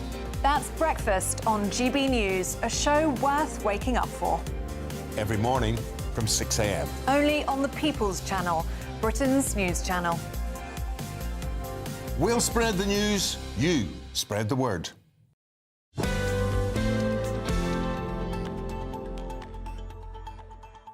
Hello, welcome back to the weekend with me, Dawn Neeson. Thank you for your company this afternoon. Now, a government-backed report has found that anti-Semitism is becoming increasingly common in everyday British life, particularly within the middle classes. The review highlights rising prejudice against Jewish people in the NHS, universities, public services and the arts, warning many now feel merely tolerated rather than respected. It calls for urgent action to tackle what it describes as a growing and deeply concerning problem. Joining me now is Director of Investigations and Enforcement at the Campaign Against Anti-Semitism, Stephen Silverman. Stephen, thank you so much for joining me this afternoon. Good to have your company. This makes shocking reading, doesn't it? It is shocking reading, but there's an organisation that has been at the bleeding edge of this for a long time, and particularly in the almost 2 years since the 7th of October 2023. Sadly, it doesn't really come as a surprise to us. It's just confirmed what we feared. For the last 21, 22 months, we have seen the boundaries of what is acceptable on our streets being pushed back further and further in terms of extremist and anti-Semitic discourse on marches, through vandalism, other protests. And, you know, it quickly moves on. Very recently, we had the incident at Glastonbury, with an entire crowd joining in a chant of death, death to the IDF. And all of a sudden, that's being picked up everywhere. This is initially slowly, but now rapidly moving virus that engulfs everybody sooner or later, not just Jews. Is it because, I mean, we're talking about, in particular, about the middle classes here? I mean, sort of like, you know, the sort, as you say, who do go to Glastonbury, because most working class people can't afford to go to Glastonbury, for example. But it almost seems that anti-Semitism is sort of like the cool, trendy face of racism. It's the acceptable racism, almost. Yeah, it's unfortunately... we see that a lot of people who consider themselves to be progressive, who consider themselves to have liberal views and to be anti-racist, fail to recognise the racism that targets Jews. They don't recognise it in their own ranks. And this is a big problem. And when you've appointed yourselves the arbiters of what is moral and what is good, and you've taken it upon yourself to target Israel, the only Jewish state in the world, as something that is uniquely evil, then it suddenly becomes legitimate to target people who are associated with it in some way or another. And that, of course, is Jews around the world. Because, I mean, this is where the confusion is. It's almost becoming blurred. People separating Judaism and Jews as a faith with what the government of Israel gets up to. They're two completely separate things. Yeah, and the difficulty you have is that a connection to the land of Israel, Zionism, is part of the identity of the overwhelming majority of Jewish people, that has nothing to do with what any given administration does or what the policies of any government are there. But, you know, you have to pass a purity test. You have to stand there and disavow that connection to Israel. And if you don't, you're on the side of the uniquely evil and are deserving of hatred yourself. Can you give me some examples of the sort of discrimination that Jewish people you've spoken to have experienced? Yeah, we're working with so many people, either because they have really serious complaints that aren't being taken seriously within the criminal justice system. Lots of discrimination at work. I mean, we know one person who we are working with who had a complaint filed against them because they are a Zionist. That was the grounds of the complaint, and it is being taken seriously. And so even where there are no overt manifestations of anti-Semitism towards people, you still find that people are having to go into work daily in a hostile environment, hearing conversations, knowing that, I mean, so many people tell us that they just keep their heads down and are quiet and don't feel they can talk about their identity because it's not safe. It is ridiculous, and certainly in particular, the NHS is one area as well where anti-Semitism is almost accepted at some level.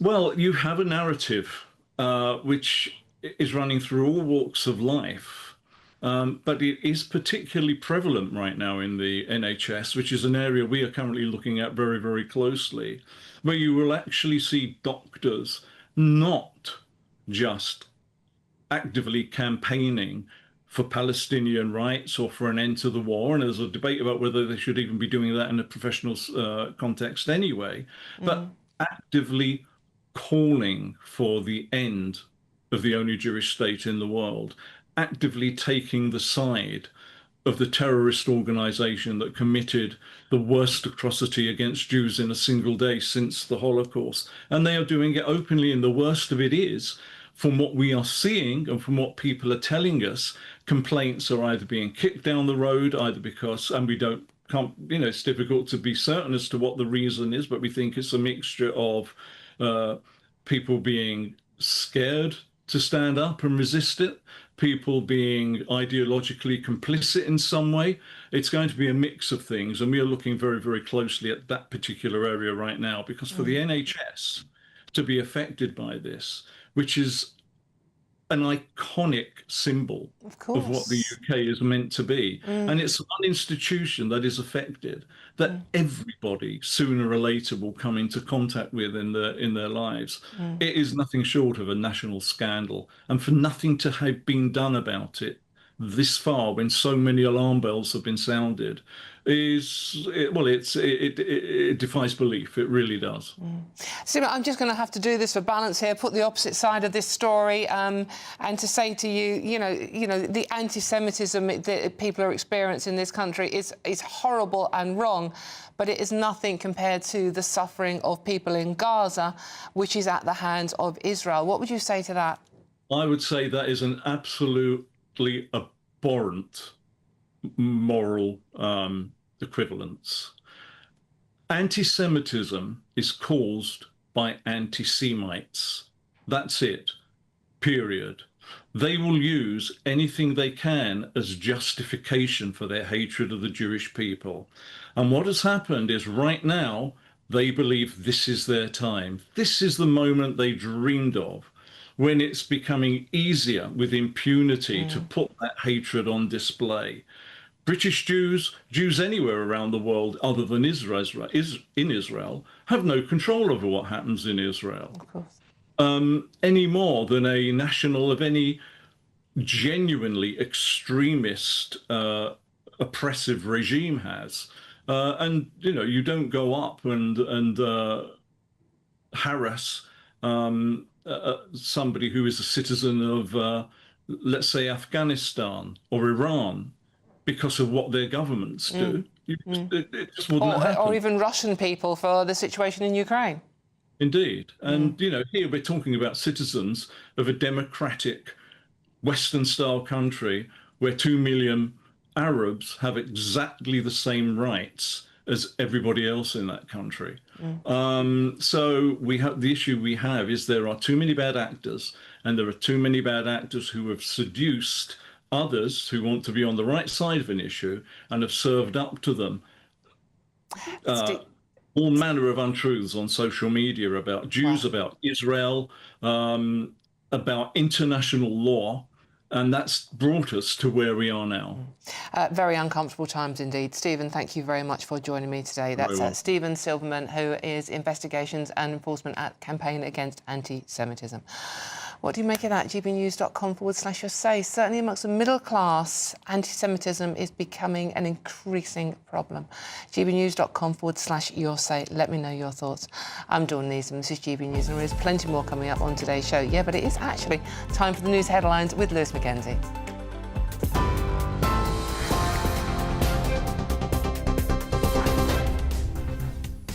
Good afternoon. Here are your 2:30 headlines from the GB newsroom. GB News can reveal that more than 1,200 small boat migrants have crossed the English Channel since Sir Keir Starmer and Emmanuel Macron signed the Migrant Returns Agreement. Shadow Home Secretary Chris Philp says the deal is nothing more than a gimmick. So far this year, we've seen record ever numbers of illegal immigrants crossing the English Channel, the highest number in history so far this year. And I'm afraid this so-called deal, this gimmick last week, is going to make no difference to that whatsoever. A child has died in hospital after contracting measles amid fears the disease could spread as vaccine rates plunge. The government has announced a £63 million boost to accelerate what they're calling Britain's electric vehicle revolution by decarbonising NHS fleets and installing thousands of charge points at business depots across the UK. The legendary rock charity concert Live Aid celebrates its 40th anniversary today. Around 40% of the world population across 150 nations tuned in to watch the likes of Freddie Mercury, Madonna, Paul McCartney, David Bowie and Led Zeppelin take the stage. Well, those are your headlines for now. More from me in half an hour.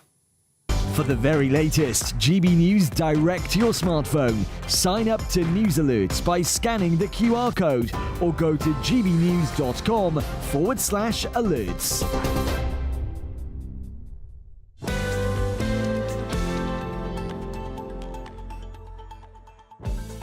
Thank you very much, Lewis. Now remember, let me know your thoughts on all the stories we're discussing today by visiting gbnews.com/your say and join in our conversation about anything you want to talk about, Live Aid, anti-Semitism, even the weather, because we've got some of that coming up as well. There is loads more coming up. Now, just what did an 8-year-old say to the Princess of Wales at Wimbledon yesterday? All of that and much more to come. I'm Dawn Neeson. This is GB News, Britain's news channel. We'll see you soon.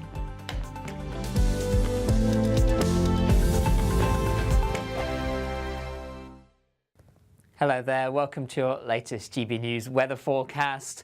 High pressure has dominated for the past week, bringing some high temperatures, but it's all changed over the next 24 hours or so. Low pressure starting to move in from the Atlantic, the high pressure slipping away, something fresher starting to move in, and the risk of some showery rain in places as well. But a fine end to Sunday for many of us. The low cloud returning across the eastern coast could be thick enough for some showery drizzle at times, and then as we go through the overnight period, we see bands of showery rain pushing north and eastwards. Lots of places will stay dry, but some of the showers start turning heavy across western parts as we head towards the early hours, and another very warm night to come. Temperatures 16, 17 Celsius to start Monday morning, and it's a different picture out there. We see low pressure starting to move in, bands of showers moving in as well, but it's not wet everywhere. There will be sunshine, the Highlands starting off on a sunny note first thing Monday morning, but cloudier skies further south and east. Showery bands of rain could be heavy into the Borders region, Northern Ireland, Northern England, and some showers down parts of Wales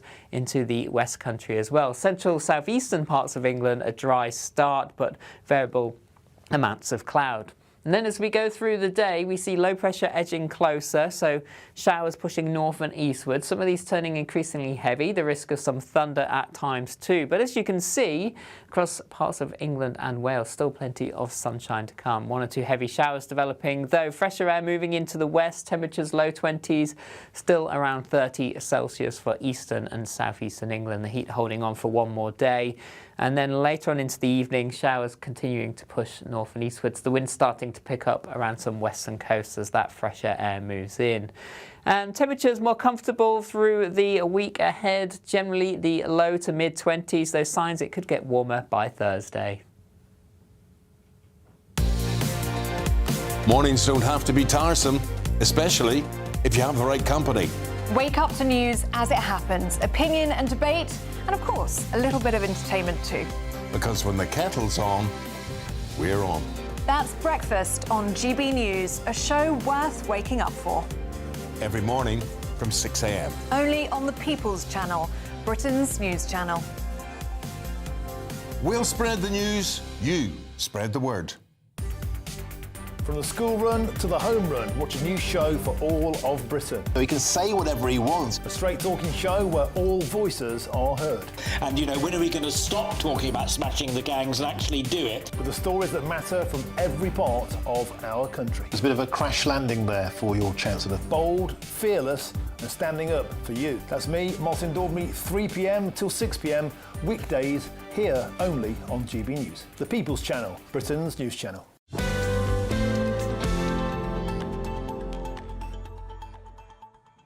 Hello, welcome back to the weekend with me, Dawn Neeson. Now, lots of you have been getting in touch. Certainly about Live Aid is a big topic with you, and the anti-Semitism conversation we've just been having. And David sends in a really poignant message that lots of you are agreeing with. David says, as a British Jew, I now feel I don't belong in the UK. And I think that is really quite sad, isn't it? How you know, racism should be racism, but I mean, anti-Semitism seems acceptable, certainly for the Glastonbury-going crowds. Any case, let's move on, shall we?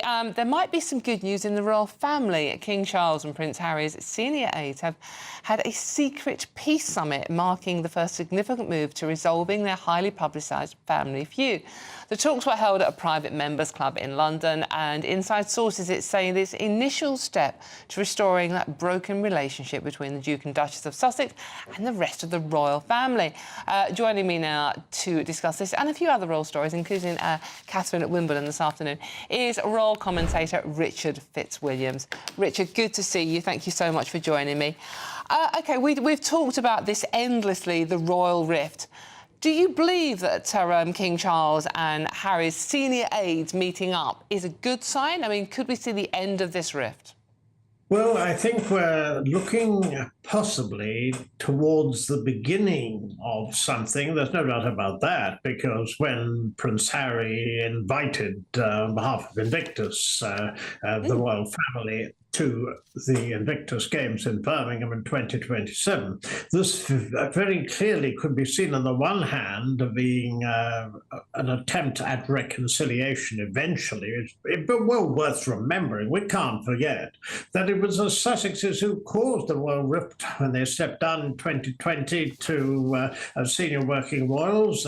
The attacks on the royal family became notorious. Everybody knows that. And there is a huge gap between, so to speak, the two sides. What is being looked at, and one must always welcome reconciliation, is how this could possibly be bridged. One way is for the Sussexes to stop attacking the royal family in the media in one way or another. It's Harry's most recent outburst on the BBC when he lost his case on security was one example. But what is undoubtedly happening here is something that we will be taking note of in the weeks and months to come. I mean, there's absolutely no question that King Charles wouldn't act in this way without the full support of the Prince and Princess of Wales, but they are the future of the royal family, and there is a tremendous amount to be discussed. Equally, I can see some areas where the royals could make somewhat, I would say, some concessions, so we'll have to see where this leads. I hope during this period the Sussexes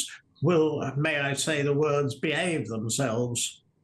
Well, as I say, do you think King Charles and indeed William and Catherine could trust not so much Harry but maybe Meghan? No, I don't think so. But I do think if there's an agreement eventually reached that possibly, I mean, for example, they get the security they want if the royal family ask them to Britain, that could be instituted as something that happened regularly, or Harry could lay a wreath at the cenotaph on Remembrance Sunday, or possibly wear his medals. There was an exception made for this after the death of Queen Elizabeth. This sort of thing. I mean, the king will want to see his grandchildren, Archie and Lily. So, as I say, we'll see where it goes from here. But you're absolutely right. I mean, the Sussexes, in a variety of ways, and infamous interviews and Spare, the memoir, they caused the rift. Recollections may vary, indeed. Should we talk about one member of the royal family, a female member of the royal family, that, I mean, really for a long, long time hasn't put a foot wrong? And we're talking Sophie. Now, there's a book being serialised in, I think it's the Migrant newspapers today. And she was the Queen's favourite, wasn't she? She was undoubtedly, she was very close to Queen Elizabeth. I mean, she had a difficult beginning as a member of the royal family.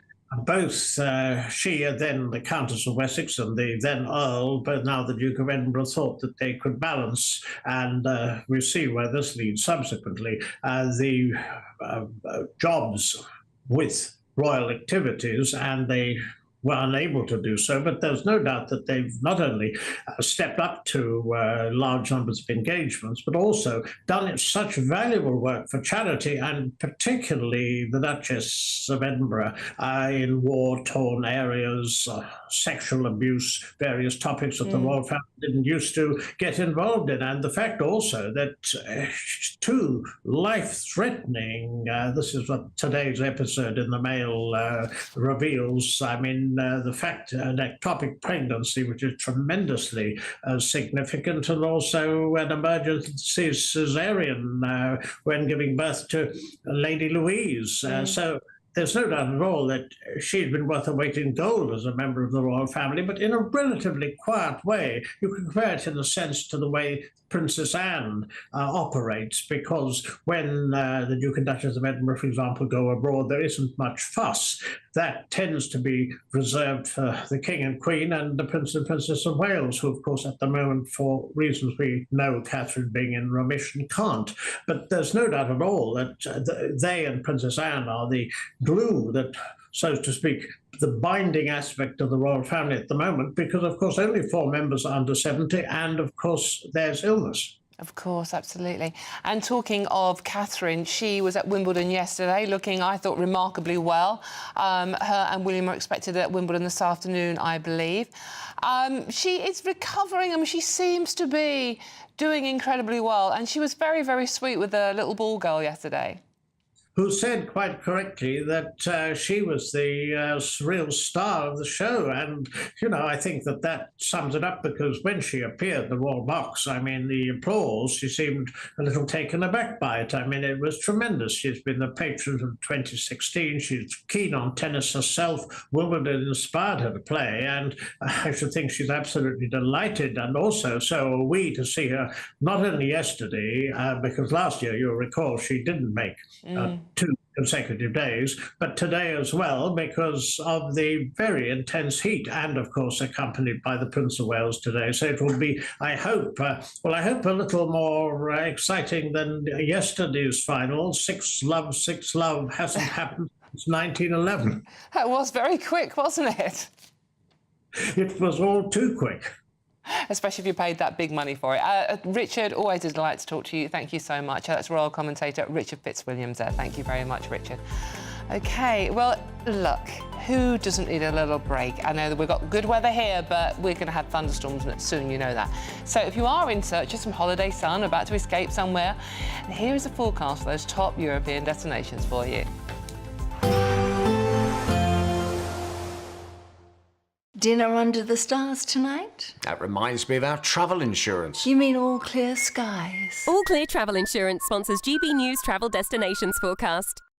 Hello. Well, there's plenty of hot and sunny weather across Europe, but there are still some showers out there for some of us. Across Madeira, sunny spells, some outbreaks of rain. Canary Islands, a mixture of sunny spells too. Plenty of sunshine across Portugal and Spain, with some showers across the Alps. Across the Greek islands, plenty of sunshine here and feeling hot. And that continues as we go through the week. Plenty of sunshine with temperatures into the low 30s. All Clear Travel Insurance sponsors GB News Travel Destinations Forecast. I'm Dawn Neeson. This is GB News, and coming up, we are going to talk about the weather. We're British, it's literally our job. The heat is set to continue in some parts of the country, but what are the do's and don'ts of keeping cool? You might be surprised by some of that involves what you're meant to be wearing as you're sitting watching this right now. This is GB News, Britain's news channel. Don't go too far, we'll see you soon.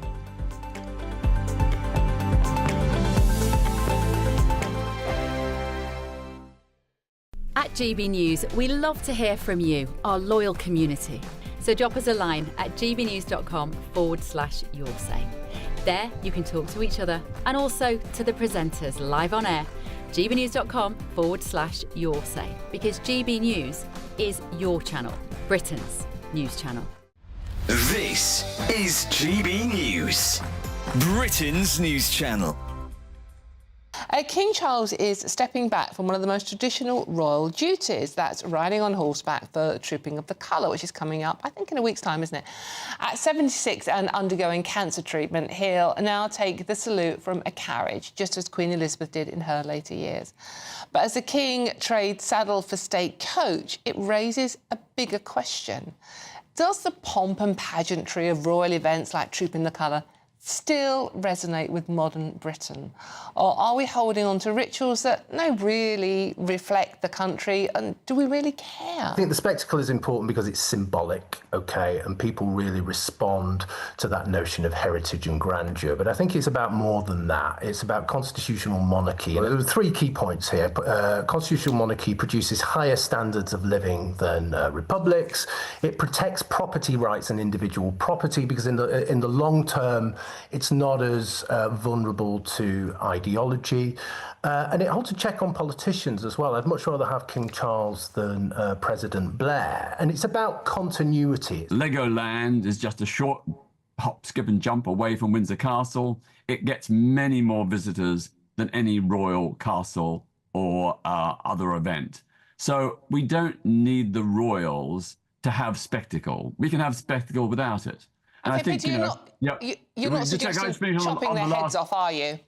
Oh, no, of course not. Of course not. No, I'd be very kind and gentle. But the one point that was made was that the royals are part of British culture and tradition. But in fact, the royals are German descent, who were basically, by their own internal agreement, took over the British throne. GB News, the People's Channel. Join me, Nana Okoye, for an informative, interactive news programme with a difference. It's fun. No, he didn't say that, Dave. I'm so surprised. I think there's an element of truth to that. Join me from 3 p.m. every weekend, only on GB News, Britain's news channel. In the GB Newsroom, we bring you the news as it happens. With our team of dedicated journalists across the UK. We're ready to keep you up to date with what's happening every half an hour, every single day. Bulletins here on GB News, the People's Channel, Britain's news channel.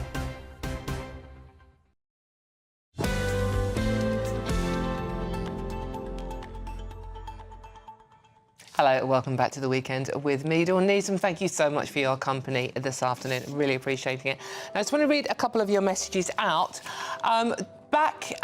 Just now we were talking about anti-Semitism on the rise, and this message from a lady of the house says, "Hi Dawn, I'm in my 60s, had a good education and would probably fall into that middle class bracket. I have no idea why people are so cruel and hate the Jewish community. All I've ever seen is they've worked hard, contributed to this country. We don't hear or see them stabbing one another, stealing phones or watches of innocent citizens. Our Jewish community deserve better."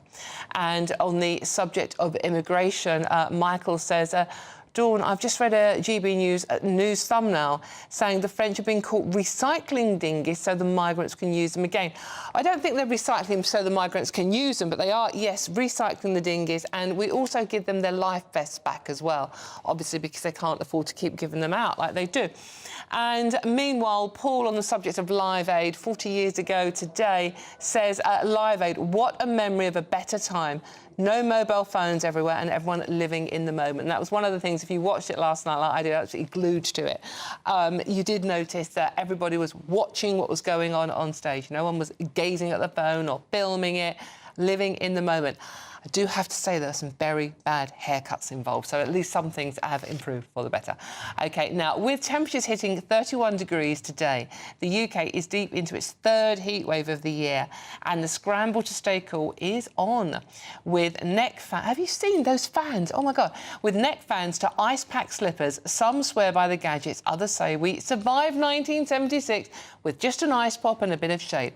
So what actually works? We're breaking down the do's and don'ts of keeping cool. And I'm delighted to say we've got an expert to talk to about that. It's meteorologist John Ketley. John, good to see you. Good to see you. Thank you so much. I hope you're keeping nice and cool this afternoon yourself. Yeah, a little paddling pool in the garden's a good idea. I would say that, yeah.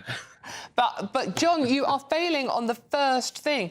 You're not wearing a string vest. No, I did throw those away many, many years ago, actually, yeah. My father used to lend me string vests, but I just didn't like them.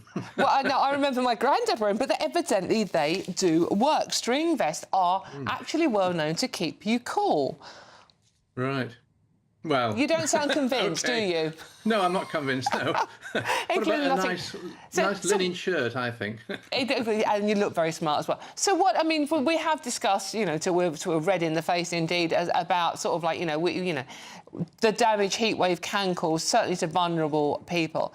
Yeah. But what advice would you give to people to keep cool? What is the best advice you can give people? Well, I do feel sorry for the people who've been at Wimbledon in the past 2 weeks, because there's no escape, is there? If you've got your tickets on centre court, number 1 court and whatever, you just can't move, can you? You've got temperatures 31, 32 degrees, something like that.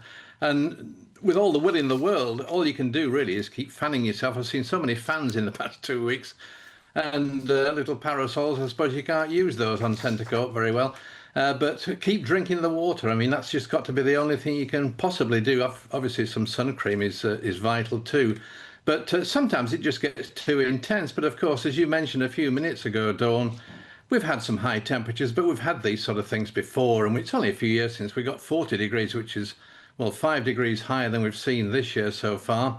And back in 76, that was the hottest Wimbledon ever. The temperature every day was in the 30s. And on both Saturdays, the temperature reached 34 degrees at Wimbledon.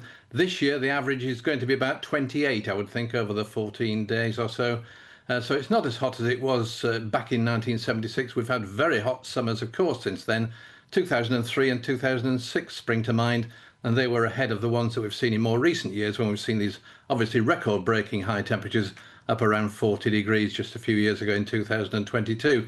But yes, the best you can do is really just keep on drinking, wear very light clothing.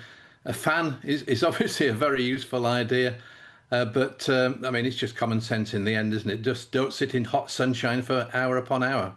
It is common sense. But, John, I mean, this is a new thing, isn't it? You can't move down the high street now, or certainly on public transport, without people with fans in their hands. Everybody has got a little mini fan these days.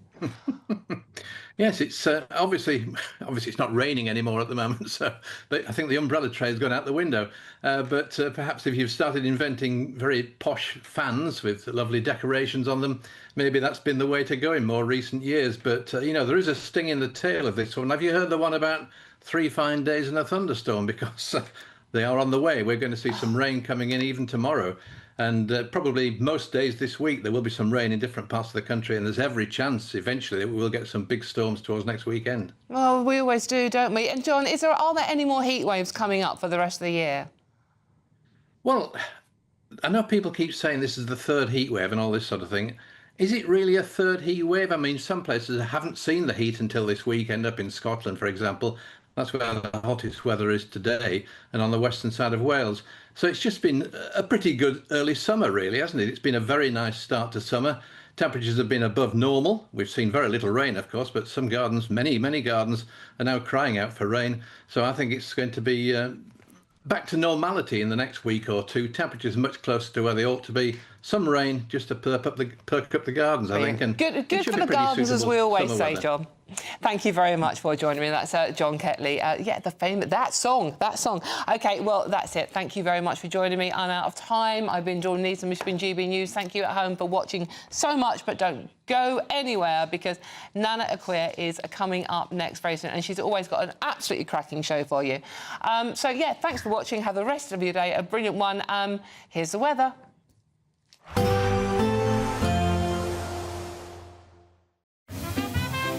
Heavy showers first thing will be followed by a warm, cosy day. Boxed boilers, sponsors of weather on GB News. Hello there, welcome to your latest GB News weather forecast.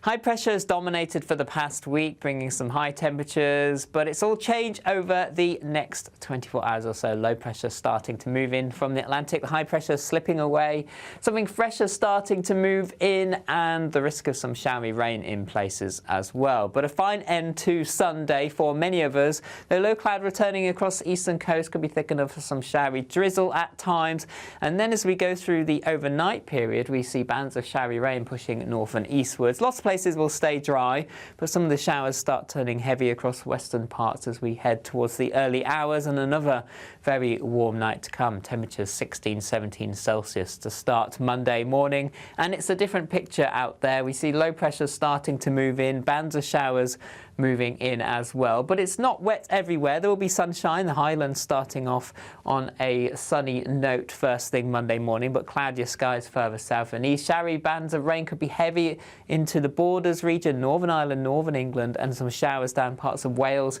into the West Country as well. Central southeastern parts of England, a dry start, but variable amounts of cloud. And then as we go through the day, we see low pressure edging closer, so showers pushing north and eastward. Some of these turning increasingly heavy, the risk of some thunder at times too. But as you can see, across parts of England and Wales, still plenty of sunshine to come. One or two heavy showers developing, though fresher air moving into the west, temperatures low 20s, still around 30 Celsius for eastern and southeastern England. The heat holding on for one more day. And then later on into the evening, showers continuing to push north and eastwards. The wind starting to pick up around some western coasts as that fresher air moves in.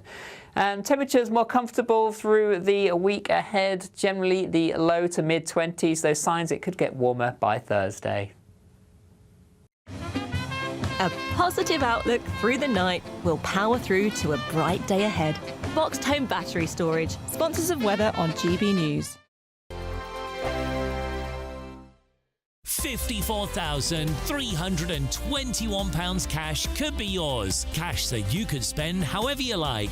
It's like having an extra £1,000 each week for a whole year to play with. Someone is guaranteed to win this amazing amount of cash, so make sure that someone could be you. For another chance to win £54,321 cash, text cash to 63225. One entry costs £2.50 plus one standard network rate message, or text bonus to 63225. 5 entries cost £5 plus one standard network rate message. Go to gbnews.com/win. Entries start at £2.50. Call 0903 686 3232. Calls cost £2.50 plus your network access charge. Or post your name and number to GB14 PO Box 8690 Derby DE1 9TT.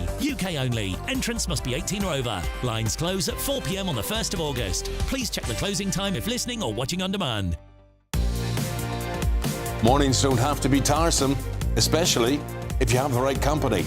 Wake up to news as it happens, opinion and debate, and of course, a little bit of entertainment too. Because when the kettle's on, we're on. That's Breakfast on GB News, a show worth waking up for. Every morning from 6 a.m. Only on the People's Channel, Britain's news channel. We'll spread the news, you spread the word. The GB